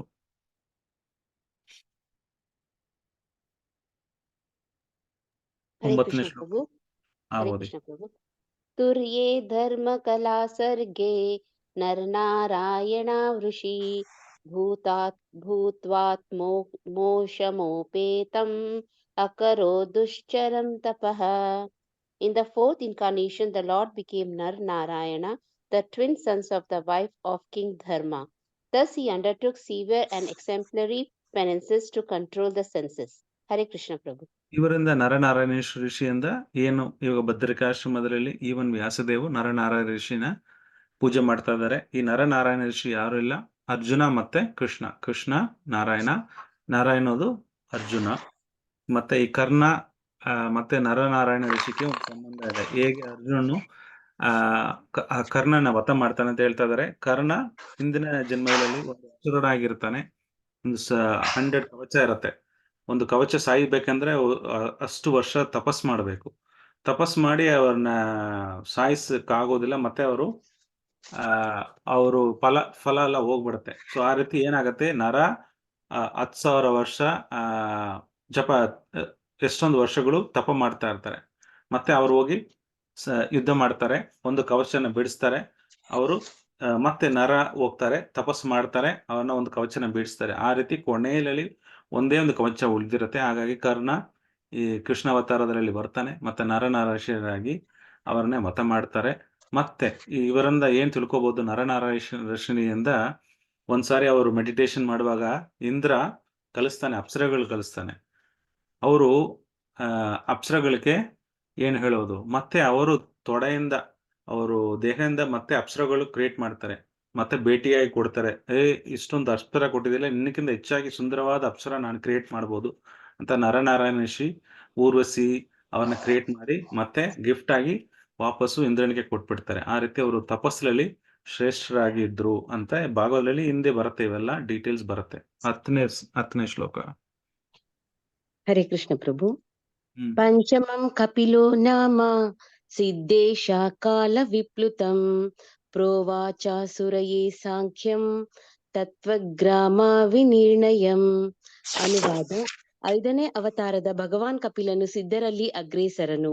ಅವನು ಆಸುರಿ ಎಂಬ ಹೆಸರಿನ ಬ್ರಾಹ್ಮಣನಿಗೆ ಸೃಷ್ಟಿಯ ಮೂಲದ್ರವ್ಯಗಳ ಬಗ್ಗೆ ಮತ್ತು ಸಾಂಖ್ಯ ಸಿದ್ಧಾಂತದ ಬಗ್ಗೆ ಬೋಧನೆ ಮಾಡಿದನು, ಏಕೆಂದರೆ ಕಾಲಾನುಕ್ರಮದಲ್ಲಿ ಆ ಜ್ಞಾನವು ನಷ್ಟವಾಗಿದ್ದಿತು. ಹರೇ ಕೃಷ್ಣ. ಲಾರ್ಡ್ ಕಪಿಲ ದೇವ ಕೃಷ್ಣನ ಇನ್ಕಾರ್ನೇಷನ್, ವಿಷ್ಣು ಇನ್ಕಾರ್ನೇಷನ್. ಅವರು ಮತ್ತೆ ದೇವಹೂತಿ, ಅವ್ರ ತಾಯಿ ದೇವಹೂತಿ ಅಂತ ಇರ್ತಾರೆ, ಅವ್ರಿಗೆ ಉಪದೇಶ ಮಾಡ್ತಾರೆ ಭಕ್ತಿ ಬಗ್ಗೆ. ಇದು ಸಾಂಖ್ಯ ಫಿಲಾಸಫಿ ಅಂತ ಕರಿತೀವಿ. ಅದು ಪ್ರಚಾರ ಮಾಡಕ್ಕೆ ಒಂದು ಟೈಟಲ್ ಕೊಡ್ತೀವಿ. ಕಪಿಲ ದೇವ್ ಏನ್ ಪ್ರಚಾರ ಮಾಡಿದ್ರು, ಸಾಂಖ್ಯ ಫಿಲಾಸಫಿ ಅಂತ. ಸಾಂಖ್ಯ ಅಂದ್ರೆ ಏನು, ಈ ಮೆಟೀರಿಯಲ್ ಎಲಿಮೆಂಟ್ಸ್ 16 ಎಲಿಮೆಂಟ್ಸ್ ನೋಡಿದೀವಲ್ಲ PPTಯಲ್ಲಿ 16 ಎಲಿಮೆಂಟ್ಸು, ಹೇಗೆ ಪಂಚಭೂತಗಳು, ಪಂಚೇಂದ್ರಿಯಗಳು ಅವೆಲ್ಲ ನೋಡಿದೀವಲ್ಲ, ಅದು ಹೇಗೆ ಅದ್ರ ಬಗ್ಗೆ ಹೇಗೆ ಕನೆಕ್ಷನ್ ಆಗುತ್ತೆ ದೇವರಿಗೆ ಅಂತ ಅವರು ಆ ಸಾಂಖ್ಯ ಬಗ್ಗೆ ಡೀಟೇಲ್ ಆಗಿ ಹೇಗೆ ಇದು ಸೃಷ್ಟಿ ಆಯಿತು, ಹೇಗೆ ಮಹತತ್ವ ಬಂತು, ಪ್ರಧಾನದಿಂದ ಹೇಗೆ ಮಹತತ್ವ ಬಂತು, ಹೇಗೆ ವಿಷ್ಣು ಸೃಷ್ಟಿ ಮಾಡಿದ್ರು, ಅದ್ರ ಬಗ್ಗೆ ಅವರು ಸಾಂಖ್ಯ ಫಿಲಾಸಫಿ ಬಗ್ಗೆ, ಮೆಟೀರಿಯಲ್ ಎಲಿಮೆಂಟ್ಸ್ ಬಗ್ಗೆ ಅವರು ಎಕ್ಸ್ಪ್ಲೈನ್ ಮಾಡ್ತಾ ಇದ್ದಾರೆ. ಮತ್ತೆ 11ನೇ ಶ್ಲೋಕ. ಓದ್ಲಾ ಪ್ರಭುಜಿ? ಓದಿ. ಷಷ್ಟಂ ಅತ್ರೇರ ಪತ್ಯತ್ವಂ ವೃತಃ ಪ್ರಾಪ್ತೋ ನ ಸೂಯಯಾ ಆನ್ವೀಕ್ಷಿ ಮಲರ್ಕಾಯ ಪ್ರಹ್ಲಾದಾದಿಭ್ಯವೂಚಿವಾನ್. ಅನುವಾದ: ಋಷಿ ಅತ್ರಿಯ ಮಗನಾಗಿ ಪುರುಷನು ತನ್ನ 6ನೆಯ ಅವತಾರವನ್ನು ಎತ್ತಿದನು. ಅನುಸೂಯೆಯ ಪ್ರಾರ್ಥನೆಯನ್ನು ಮನ್ನಿಸಿ ಆಕೆಯ ಗರ್ಭದಿಂದ ಅವತರಿಸಿದನು. ಅಲರ್ಕ, ಪ್ರಹ್ಲಾದ ಮತ್ತು ಇತರರಿಗೆ ಯದು, ಹೈಹೇಯ ಇತ್ಯಾದಿ ಅಧ್ಯಾತ್ಮ ಜ್ಞಾನವನ್ನು ಬೋಧಿಸಿದನು. ಹರೇ ಕೃಷ್ಣ ಪ್ರಭುಜಿ. ದತ್ತಾತ್ರೇಯ ಇನ್ಕಾರ್ನೇಷನ್ ಬಗ್ಗೆ ಕೊಟ್ಟಿದ್ದಾರೆ. ಸೊ ಅತ್ರಿ ಏನ್ ಮಾಡ್ತಾರೆ, ಓ ಪರಮಪುರುಷನೇ ನನಗೆ ಮಗನಾಗಿ ಬರ್ಬೇಕಂತ ಕರೀತಾರೆ. ಯಾರು ಯಾರು ನನ್ನ ಸಾಕ್ಷಾತ್ ಏನು ಹೇಳೋದು, ದೇವರನ್ನೇ ನಮ್ಗೆ ಮಗನಾಗಿ ಬರ್ಬೇಕಂತ. ಮತ್ತೆ ಶಿವ, ವಿಷ್ಣು, ಬ್ರಹ್ಮ ಮೂವರು ಬರ್ತಾರೆ. ನೀವು ದೇವರಂತ ಕರಿದೀವಿ, ಯಾರಂತ ಹೇಳಿಲ್ಲ. ಮೂವರು ಬಂದಿದ್ರಿ ಅಂದ್ರೆ ಮೂವರು ಅವ್ರಿಗೆ ಮಕ್ಕಳಾಗಿ ಹುಡ್ತಾರೆ. ದತ್ತಾತ್ರೇಯಲ್ಲಿ ವಿಷ್ಣು ಇರ್ತಾರೆ, ಶಿವ ಇರ್ತಾರೆ, ಮತ್ತೆ ಬ್ರಹ್ಮ. ಎಲ್ಲರೂ ಸೇರಿನ ಇನ್ಕಾರ್ನೇಷನ್ ದತ್ತಾತ್ರೇಯ. ಅವ್ರು ದತ್ತಾತ್ರೇಯ ಮತ್ತೆ ಎಲ್ಲರಿಗೆ ಪ್ರಚಾರ ಮಾಡಿದ್ರು ಅಂತ ಹೇಳಿದ್ದಾರೆ. 12 ಶ್ಲೋಕ ನಂಬರ್ 12. ಹರೇ ಕೃಷ್ಣ ಪ್ರಭು. ತತ ಸಪ್ತಮ ಅಕ್ಯುತ್ವಾಂ ರುಚಿ ಯಜ್ಞಾಭ್ಯುಜಾಯತೆ ಸಾ ಯಾವ ಅದ್ವೈ ಸೌರಗುಣೈ ಸ್ವಯಂಭುವ ಅಂತರಂ. ಪ್ರಜಾಪತಿ ರುಚಿ ಮತ್ತು ಅವನ ಪತ್ನಿ ಅಕುತಿ ಇವರ ಮಗನಾಗಿ ಯಜ್ಞನೇ 7ನೇ ಅವತಾರ. ಸ್ವಯಂಭೂ ಮನುವಿನ ಅಧಿಕಾರ ಸಂದರ್ಭದಲ್ಲಿ ಯಜ್ಞನೇ ತನ್ನ ಪುತ್ರನಾದ ಯಮ ಮತ್ತು ಇತರ ದೇವತೆಗಳ ಸಹಕಾರದೊಂದಿಗೆ ಆ ಕಾಲಾವಧಿಯ ಆಳ್ವಿಕೆಯನ್ನು ನಿರ್ವಹಿಸಿದರು. ಹರೇ ಕೃಷ್ಣ ಪ್ರಭು. ಒಂದು ಮನ್ವಂತರಲ್ಲಿ ಒಂದು ಅವತಾರ ಇದೆ ಅಂತ ಹೇಳಿದ್ದೀನಿ. ಯಜ್ಞ ಒಂದು ಅವತಾರ 7th ಇನ್ಕಾರ್ನೇಷನ್ ನಲ್ಲಿ ಬರ್ತಾರೆ ಸ್ವಯಂಭೂ ಮನುವಿಗೆ. ಸೊ ಏನಾಗುತ್ತೆ, ಕೆಲವು ಟೈಮ್ ಪೋಸ್ಟ್ ಅಲ್ಲಿ ಬ್ರಹ್ಮ ಸಿಗೋದಿಲ್ಲ. ಒಳ್ಳೆ ವಯಸ್ಸಿರೋರು ಒಂದು ವ್ಯಕ್ತಿನ ಸೆಲೆಕ್ಟ್ ಮಾಡಿ ಅವನ ಬ್ರಹ್ಮನ ಪೋಸ್ಟ್ ಕೊಡ್ತಾರೆ. ಕೆಲವು ಟೈಮು ಶಿವನೇ ಬ್ರಹ್ಮನ್ ಆಗ್ತಾರೆ. ಯಾಕಂದ್ರೆ ಯಾರು ಸಿಕ್ಲಿಲ್ಲ ಅಂದ್ರೆ ಸ್ವಯಂ ವಿಷ್ಣು ಭಗವಾನು ಆ ಬ್ರಹ್ಮನ ಪೋಸ್ಟ್ ನ ತಗೊಂತಾರೆ. ಇವಾಗ ಸೂರ್ಯ, ಚಂದ್ರ ಇದ್ದಾರೆ. ಈಗ ಸೂರ್ಯನಿಗೆ ಪೋಸ್ಟ್ ಇಲ್ಲ, ಒಂದು ವ್ಯಕ್ತಿ ಸಿಕ್ಲಿಲ್ಲ ಅಂದ್ರೆ ಏನಾಗುತ್ತೆ, ಮತ್ತೆ ಸ್ವಯಂ ವಿಷ್ಣು ಆ ಮನ್ವಂತರ ಅವತಾರಲ್ಲಿ ಯಾರು ಇರ್ತಾರೋ ಅವರು ಸ್ವಯಂ ಸೂರ್ಯನಾಗಿ ಆ ಪೋಸ್ಟ್ ಅನ್ನ ತಗೊಂತಾರೆ. ಆ ರೀತಿ ಯಜ್ಞನು ಒಂದು ರೀತಿ ಬ್ರಹ್ಮ ಇರಲಿಲ್ಲ ಅಂದ್ರೆ ಅವರು ಆ ಪೋಸ್ಟ್ ನ ಆಕ್ಯುಪೈ ಮಾಡಿದ್ರು. ಆ ರೀತಿ ಇಂದ್ರನಾಗಿ ಯಜ್ಞ ಅಂತವರು ಅವತಾರ ತಗೊಂಡಿದ್ದಾರೆ. ಸೊ ಒಂದೊಂದು ಯುಗದಲ್ಲಿ ಒಂದು ಅವತಾರ ಆಗತ್ತೆ. ನಾವು ಹಿಂದಿನ ಶ್ಲೋಕ ಇದರಲ್ಲಿ ನೋಡಿದೀವಿ ಅಲ್ವಾ. ಇವಾಗ ಇಲ್ಲಿ ನೋಡಿದೀವಲ್ಲ, ಲಿಸ್ಟ್ ಕೊಟ್ಟಿದಾರಲ್ಲ, ಒಂದು ಮನ್ವಂತರಲ್ಲಿ ಒಂದು ಅವತಾರ ಆಗತ್ತೆ. ಸೊ ಆ ರೀತಿಯಲ್ಲಿ ಯಜ್ಞನವರು ಒಂದು ಅವತಾರ ಆಗಿದ್ದಾರೆ. ನೆಕ್ಸ್ಟ್ 13. ಅಷ್ಟಮೇ ಮೇರು ವೇದ್ಯ ನಾಂ ತೂನಾ ಬೇಜಾಯತ ಉರು ಕ್ರಮಃ ದರ್ಶಯನ್ ವರ್ತಂ ಧೀರಾಣಾಂ ಸರ್ವ ಆಶ್ರಯ ನಮಸ್ಕೃತಂ. ಜೈ ಶ್ರೀಲ ಪ್ರಭುಪಾದ್. ಅನುವಾದ. ನಾಭಿ ರಾಜ ಮತ್ತು ಅವನ ಪತ್ನಿ ಮೇರು ದೇವಿಯ ಮಗ ಋಷಭರಾಜನಾಗಿ ಭಗವಂತನು 8ನೇ ಅವತಾರವನ್ನು ತಾಳಿದನು. ಈ ಅವತಾರದಲ್ಲಿ ಅವನು ತಮ್ಮ ಇಂದ್ರಿಯಗಳನ್ನು ಸಂಪೂರ್ಣವಾಗಿ ನಿಯಂತ್ರಿಸುವ ಎಲ್ಲ ಆಶ್ರಮಗಳಿಂದ ಗೌರವ ಪಡೆಯುವ ವ್ಯಕ್ತಿಗಳು ಅನುಸರಿಸುವ ಪರಿಪಕ್ವ ಮಾರ್ಗವನ್ನು ತೋರಿಸಿದನು. ಹರೇ ಕೃಷ್ಣ ಪ್ರಭುಜಿ. ಧನ್ಯವಾದ. ಹಿಂಗ್ ಋಷಭದೇವ ಬಗ್ಗೆ ಕೊಟ್ಟಿದ್ದಾರೆ. ಋಷಭದೇವ ಕೆಲವರು ಹೇಳ್ಬೋದು ಮೊದಲನೇ ತೀರ್ಥಂಕಾರ ಅಂತ ಹೇಳ್ತೀವಿ. ಜೈನಲ್ಲಿ ಈ ಜೈನಿಸಂನಲ್ಲಿ ಮೊದಲನೇ ತೀರ್ಥಂಕಾರ ಅಂತಾನೂ ಕರೀತಾರೆ ಅವ್ರನ್ನ. ಹೇಗೆ ಒಂದು ಸನ್ಯಾಸಿ ಆಶ್ರಮದಲ್ಲಿ ಒಬ್ಬ ವ್ಯಕ್ತಿ ಹೇಗೆ ನಡ್ಕೋಬೇಕು ಅಂತ ಅವರು ತೋರಿಸ್ಕೊಟ್ಟಿದ್ದಾರೆ. ಅವರು ಗುರುಕುಲಕ್ಕೆ ಹೋದ್ರು, ದೇವರಾದ ಮೇಲೇನು ಗುರುಕುಲ ಹೋದ್ರು. ಆಮೇಲೆ ಮದುವೆ ಮಾಡ್ಕೊಂಡ್ರು. ಅವ್ರು 100 ಮಕ್ಕಳ್ಸ್ ಮಾಡಿದ್ರು. ಭಗವತಲ್ಲಿ ಹೇಳ್ತಾರೆ ಬರುತ್ತೆ, ಯಾರೋ ಒಬ್ಬ ವ್ಯಕ್ತಿ ಒಂದು ಮದುವೆ ಆಗೋದು ದೊಡ್ಡ ಕಾರ್ಯ ಇಲ್ಲ, ಮಕ್ಕಳನ್ನ ಬೆಳೆಸೋದು ದೊಡ್ಡ ಕಾರ್ಯ ಆಗಿಲ್ಲ. ಏನ್ ಹೇಳೋದು, ಇಂಗ್ಲಿಷ್ ಅಲ್ಲಿ ಹೇಳಿದ್ರೆ one should not become father and mother unless you can't deliver the son or family.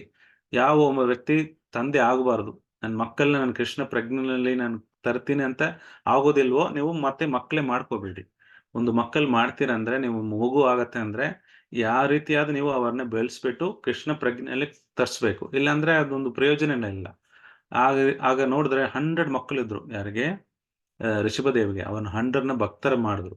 ಆ ರೀತಿ ಭಕ್ತರು ಮಾಡಕ್ ಆಗ್ತಿಲ್ಲ ಅಂದ್ರೆ ನೀವು ಮತ್ತೆ ಮದುವೆನೆ ಮಾಡ್ಕೋಬೇಡಿ ಅಂತ ಹೇಳ್ತಾ ಇದಾರೆ. ಮತ್ತೆ ಒಂದು ಸನ್ಯಾಸಿ ಹೇಗೆ ಇರ್ಬೇಕು, ಮತ್ತೆ ಅವ್ರು ಸನ್ಯಾಸ ತಗೊಂಡ್ರು.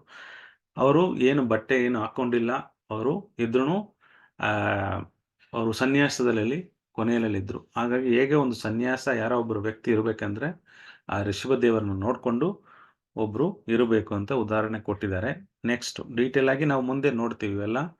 ಸ್ವಲ್ಪ ಟ್ರೈಲರ್ ನಡೀತಾ ಇದೆ ಈಗ ಏನೇನು ಅವತಾರಗಳಂತೆ. ಮತ್ತೆ ಕ್ರಮವಾಗಿ 11ನೇ ಸ್ಕಂದ ತನಕ ಪೂರ್ತಿ ಇವೆಲ್ಲ ಎಕ್ಸ್ಪ್ಲೈನ್ ಆಗತ್ತೆ. ನೆಕ್ಸ್ಟ್. Hare Krishna Prabhu. ಹಾ Hare Krishna Srila Prabhupada ki jai. ऋषिभिर्याशितो बेजे नवमं पार्थिवं बभुः तुप्ते मामोसति विप्रास् तेन यं स उसत्तमः. Brahmanas, in the 9th incarnation, the Lord prayed for by sages, accepted the body of a king Prithu, who cultivated the land to yield various produces, and for that reason the earth was beautiful and attractive. Hare Krishna Prabhu. Thank you Prabhu. Prithu ಮಹಾರಾಜು ಪರಿಪಾಲನಾ ಶಕ್ತಿವೇಶಾವತಾರ ಹೇಗೆ ಒಂದು ರಾಜ್ಯನ ಪರಿಪಾಲನೆ ಮಾಡಬೇಕು ಅಂದ್ರೆ Prithu Maharaj example. ಒಂದು dedicated Prithu ಮಹಾರಾಜದು ಒಂದು chapter, ಒಂದು ಸ್ಕಂದನೇ ಬರುತ್ತೆ ಪೂರ್ತಿ. ಅವರು ಏನೇನು ಲೀಲೆಗಳು ಮಾಡಿದಾರಂತೆ ನಾವು ಅದು ಮುಂದೆ ನೋಡಬಹುದು. ಹೇಗೆ ಪೃಥ್ವಿ ಹತ್ರ ಅವರು ಜಗಳ ಮಾಡ್ಕೊಂಡ್ರು, ಮತ್ತೆ ಪೃಥ್ವಿಯಿಂದ ಇವೆಲ್ಲ ಸೃಷ್ಟಿ ಮಾಡಿದ್ರು ಅಂತ ಮತ್ತೆ ನೋಡಬಹುದು. ಅದು ಸೆಪರೇಟ್ ಆಗಿ ಒಂದು ಸ್ಕಂದನೇ ಬರುತ್ತೆ, ಅದರಲ್ಲಿ ನೋಡಬಹುದು ಪೃಥು ಮಹಾರಾಜ್ ಬಗ್ಗೆ. ನೆಕ್ಸ್ಟ್.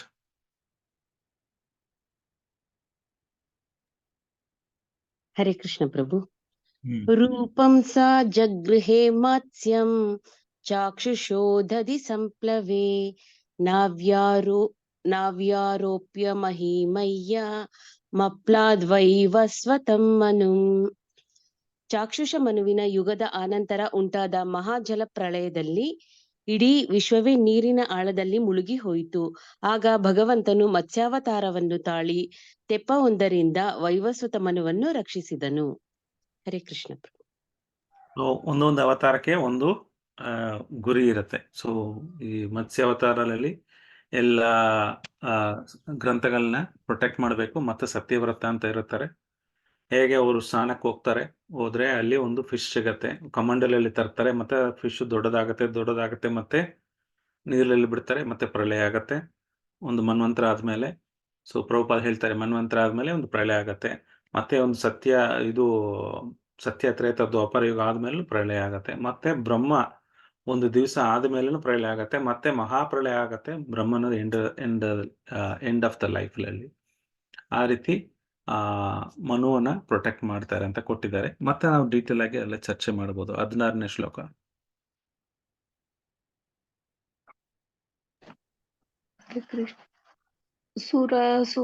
ಸುರಾಣಾಂ ಉದದಿಂ ಮದ್ದತಾಂ ಮಂದರಾಚಲಂ ದದ್ರೇ ಕಮಟ ರೂಪೇಣ ಪೃಷ್ಠೇ ಏಕಾದಶೇ ವಿಭುಃ. ಅನುವಾದ. ಭಗವಂತನು ತನ್ನ 11ನೇ ಅವತಾರದಲ್ಲಿ ಕೂರ್ಮನಾಗಿ ಜನ್ಮ ತಾಳಿದನು. ಕೂರ್ಮ ಅವತಾರದಲ್ಲಿ ಕೂರ್ಮನ ಚಿಪ್ಪು ಮಂದಾರಾಚಲಕ್ಕೆ ಆಧಾರವಾಯಿತು. ವಿಶ್ವದ ದೇವಾಸುರರು ಈ ಮಂದರಾಚಲವನ್ನು ಕಡಗೋಲಾಗಿ ಬಳಸಿದರು. ಹರೇ ಕೃಷ್ಣ ಪ್ರಭು. ಇದು ತಗೋವಾಗ ಹೇಗೆ ದೇವತೆಗಳು ನನಗೆ ಶಕ್ತಿ ಇಲ್ಲ ಏನ್ ಮಾಡುದು ಅಂತ ಮತ್ತೆ ಹೋಗಿ ವಿಷ್ಣು ಹತ್ರ ಪ್ರಾರ್ಥನೆ ಮಾಡ್ತಾರೆ. ವಿಷ್ಣು ಉಪಾಯ ಕೊಡ್ತಾರೆ, ಸಮುದ್ರನ ಮಂದನ್ ಮಾಡಿ ನಿಮ್ಗೆ ಅಂತೆ. ಮತ್ತೆ ಹೇಗೆ ಮಾಡೋದಂತೆ ಮಂತ್ರಾಚಲ ಮೌಂಟನ್ ತಗೋಕ್ಕೆ ಪ್ರಯತ್ನ ಮಾಡ್ತಾರೆ, ಆಗ್ಲಿಲ್ಲ. ಮತ್ತೆ ಗಡುದಲ್ಲಿ ಮಂತ್ರಾಚಲ ಮೌಂಟೇನ್ ತಗೊಂಡ್ ಬರ್ತಾರೆ. ಮತ್ತೆ ಮಂತ್ರಾಚಲನ್ ಮಗನ್ ಆದ್ಮೇಲೆ ವಾಸುಕಿ ಅಂತ ಒಂದು ಸರ್ಪಂಟ್ ಇರುತ್ತೆ, ಅದಕ್ಕೆ ಇಟ್ಕೊಂಡು ಅವರು ಮಂಥನ್ ಮಾಡ್ತಾರೆ. ಬಟ್ ಎದು ಕೆಳಗಡೆ ಹೋಗುತ್ತೆ, ಮತ್ತೆ ಕೂರ್ಮ ಅವತಾರ ಆಗತ್ತೆ. ಮತ್ತೆ ಮೇಲ್ಗಡೆ ಇಟ್ಕೊಳ್ಳಕ್ಕೆ ಅಜಿತ ಅಂತ, ಮತ್ತೆ 10,000 ಹ್ಯಾಂಡ್ ಇದ್ರೆ ಅಜಿತ ಅಂತ ಕೃಷ್ಣ, ಮತ್ತೆ ವಿಷ್ಣು ಮೇಲ್ಗಡೆ ಮೌಂಟೇನ್ ಇಟ್ಕೊಂತಾರೆ. ಮತ್ತೆ ಆಲಗಾಲ ವಿಷ ಬರುತ್ತೆ, ಮತ್ತೆ ಶಿವನ್ ಹೆಲ್ಪ್ ಮಾಡ್ತಾರೆ. ಎಲ್ಲಾ ರೀತಿ ನೋಡಿದ್ರೆ ಎಲ್ಲ ಲೀಲೆ. ಆಮೇಲೆ ಮೋಗಿನಿ ಮೂರ್ತಿ ಬರ್ತಾರೆ. ಈ ಲೀಲೆ ತುಂಬಾ ಸುಂದರವಾಗಿದೆ. ಇದು ಸಪರೇಟ್ ಆಗಿ ಮತ್ತೆ ನಾವು ನೋಡಬಹುದು. ಸೊ ನೆಕ್ಸ್ಟ್ ಶ್ಲೋಕ 17. ಹರೇ ಕೃಷ್ಣ ಪ್ರಭು. ದಾನ್ವಂತರಂ ದ್ವಾದಶಮಂ ತ್ರಯೋದಶಮಮೇವ ಚ ಅಪಾಯ ಯತ್ಸುರಾನನ್ಯಾನ್ ಮೋಹಿನ್ಯಾ ಮೋಹಯನ್ ಸ್ತ್ರೀಯ. ಅನುವಾದ. ತನ್ನ 12ನೆಯ ಅವತಾರದಲ್ಲಿ ಭಗವಂತನು ಧನ್ವಂತರಿಯಾಗಿ ಕಾಣಿಸಿಕೊಂಡನು. 13ನೆಯ ಅವತಾರದಲ್ಲಿ ಮೋಹಿನಿಯಾಗಿ ರೂಪ ತಾಳಿ ತನ್ನ ಮನಮೋಹಕ ಸೌಂದರ್ಯದಿಂದ ಅಸುರರನ್ನು ಮೋಹಿತರನ್ನಾಗಿ ಮಾಡಿ ದೇವತೆಗಳಿಗೆ ಅಮೃತವನ್ನು ನೀಡಿದನು. ಹರಿ ಕೃಷ್ಣ ಪ್ರಭು. 18ನೇ ಶ್ಲೋಕದಲ್ಲಿ ಲಾರ್ಡ್ ನರಸಿಂಹದೇವ ಬಗ್ಗೆ ಕೊಟ್ಟಿದ್ದಾರೆ. ಮತ್ತೆ 19ನೇದಲ್ಲಿ ಸಮಯ ಆಯಿತು, ಹಾಗಾಗಿ ನಾನು ರಶ್ ಮಾಡ್ತಾ ಇದ್ದೀನಿ. ಬಲರಾಜ್ ಬಲಿ ವಾಮನ ಅವತಾರ ಬಗ್ಗೆ ಕೊಟ್ಟಿದ್ದಾರೆ. ಮತ್ತೆ 20ನೇ ಶ್ಲೋಕದಲ್ಲಿ ಕ್ಷತ್ರಿಯ ಭೃಗುಪತಿ ರೂಪ ಅಂದ್ರೆ ಪರಶುರಾಮ ಅವತಾರ ಬಗ್ಗೆ ಕೊಟ್ಟಿದ್ದಾರೆ. 21ನೇ ಶ್ಲೋಕದಲ್ಲಿ 17th incarnation God Srila Vyasadeva Parashara ಮುನಿಗೆ ಹೇಗೆ ಅವತಾರ ಮಾಡಿದ್ರು ವ್ಯಾಸದೇವ ಬಗ್ಗೆ ಕೊಟ್ಟಿದ್ದಾರೆ. ಆಮೇಲೆ 18th ಇನ್ಕಾರ್ನೇಷನು ರಾಮಚಂದ್ರದು ಸೆಪರೇಟ್ ಆಗಿ ನೋಡ್ಬೋದು. ಆಮೇಲೆ 19th incarnation 19th and 20th incarnation is Krishna Balram Krishna. But ಒಂದು ತಿಳ್ಕೊಳ್ಳಿ, ಕೃಷ್ಣ ಅವತಾರಿ, ಕೃಷ್ಣನಿಂದನೇ ಎಲ್ಲ ಅವತಾರಗಳು ಬರೋದು. ಮತ್ತೆ ಬುದ್ಧನ ಬಗ್ಗೆ ಕೊಟ್ಟಿದ್ದಾರೆ 21. ನಿಮಗೆಲ್ಲ ಬುದ್ಧ ಬಗ್ಗೆ ಗೊತ್ತಿದೆ, ಏನಕ್ಕೆ ಅವತಾರ ಮಾಡಿದ್ರು, ಏಕೆ ಅವರು ಅಹಿಂಸಾ ಬಗ್ಗೆ ಕೊಟ್ಟಿದ್ರು ಅಂತ ನಾನು ಚರ್ಚೆ ಮಾಡಿದೀವಿ ಅದ್ರ ಬಗ್ಗೆ. 25ನೇದಲ್ಲಿ ಕಲ್ಕಿ ಅವತಾರ. ಸೊ ಇಲ್ಲಿ ಮುಗಿಸೋಣ. ಉಳಿದಿರೋದು ನೆಕ್ಸ್ಟ್ ಸಂಡೇ ಭಾನುವಾರ ಒಂದು ಅರ್ಧ ಗಂಟೆಯಲ್ಲಿ ಮುಗಿಸ್ಬಿಟ್ಟು ಮತ್ತೆ ನಾವು ಎಕ್ಸಾಮ್ ತಗೋಬಹುದು.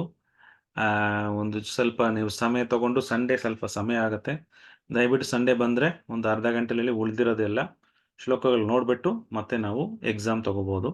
ಹಾಗಾಗಿ ಸಮ್ಮರಿ ಕೊಟ್ಟಿದ್ದೀನಿ 6 ಇಂದ ಮತ್ತೆ 25 ಶ್ಲೋಕದಲ್ಲಿ ಕಲ್ಕಿ, ಬುದ್ಧ, ಬಲರಾಮ, ಕೃಷ್ಣ, ರಾಮ, ವಾಸುದೇವ, ಪರಶುರಾಮ ಎಲ್ಲ ಅವತಾರಗಳ ಬಗ್ಗೆ ನಾವು ನೋಡಿದೀವಿ, ಒಂದು ಟ್ರೈಲರ್ ನೋಡಿದೀವಿ. ಆಮೇಲೆ ಏನಕ್ಕೆ ಇವ್ರನ್ನ ತಿಳ್ಕೊಂಡ್ರೆ ಏನಾಗತ್ತೆ, ಮತ್ತೆ ಭಾಗವತಂ ಗ್ಲೋರೀಸ್ ಇವು 2 ಮತ್ತೆ ನೆಕ್ಸ್ಟ್ ಕ್ಲಾಸ್ನಲ್ಲಿ ನಾನು ಪ್ರಯತ್ನ ಮಾಡ್ತೀನಿ ಕವರ್ ಮಾಡೋಕ್ಕೆ. 6 ರಿಂದ 6:30 ಒಳಗಡೆ ಕವರ್ ಆಗುತ್ತೆ. 6:30 ಇಂದ 7 ಗಂಟೆಗೆ ಆ ಕ್ವಿಸ್ ಇರುತ್ತೆ. ದಯವಿಟ್ಟು ಎಲ್ಲರೂ ಬನ್ನಿ, ರಿವಿಷನ್ ಮಾಡ್ಕೊಂಡು ಬನ್ನಿ, ಆಯ್ತಾ? ಹರೇ ಕೃಷ್ಣ. ಪ್ರಶ್ನೆ ಇದ್ರೆ ಕೇಳಬಹುದು.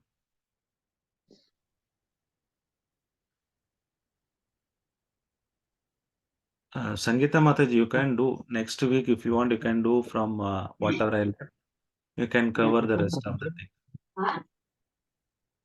Sangeeta Mataji. Yes, Prabhu. Yes, Prabhu. Okay. Hare Krishna. ಪ್ರಭುಜಿ, ನಮ್ಗೊಂದು ಸ್ಮಾಲ್ ಡೌಟ್. ನಮ್ದು ಇದು ಮಹಾಪ್ರಳಯ ಅಂತೀವಿ ನೋಡಿ,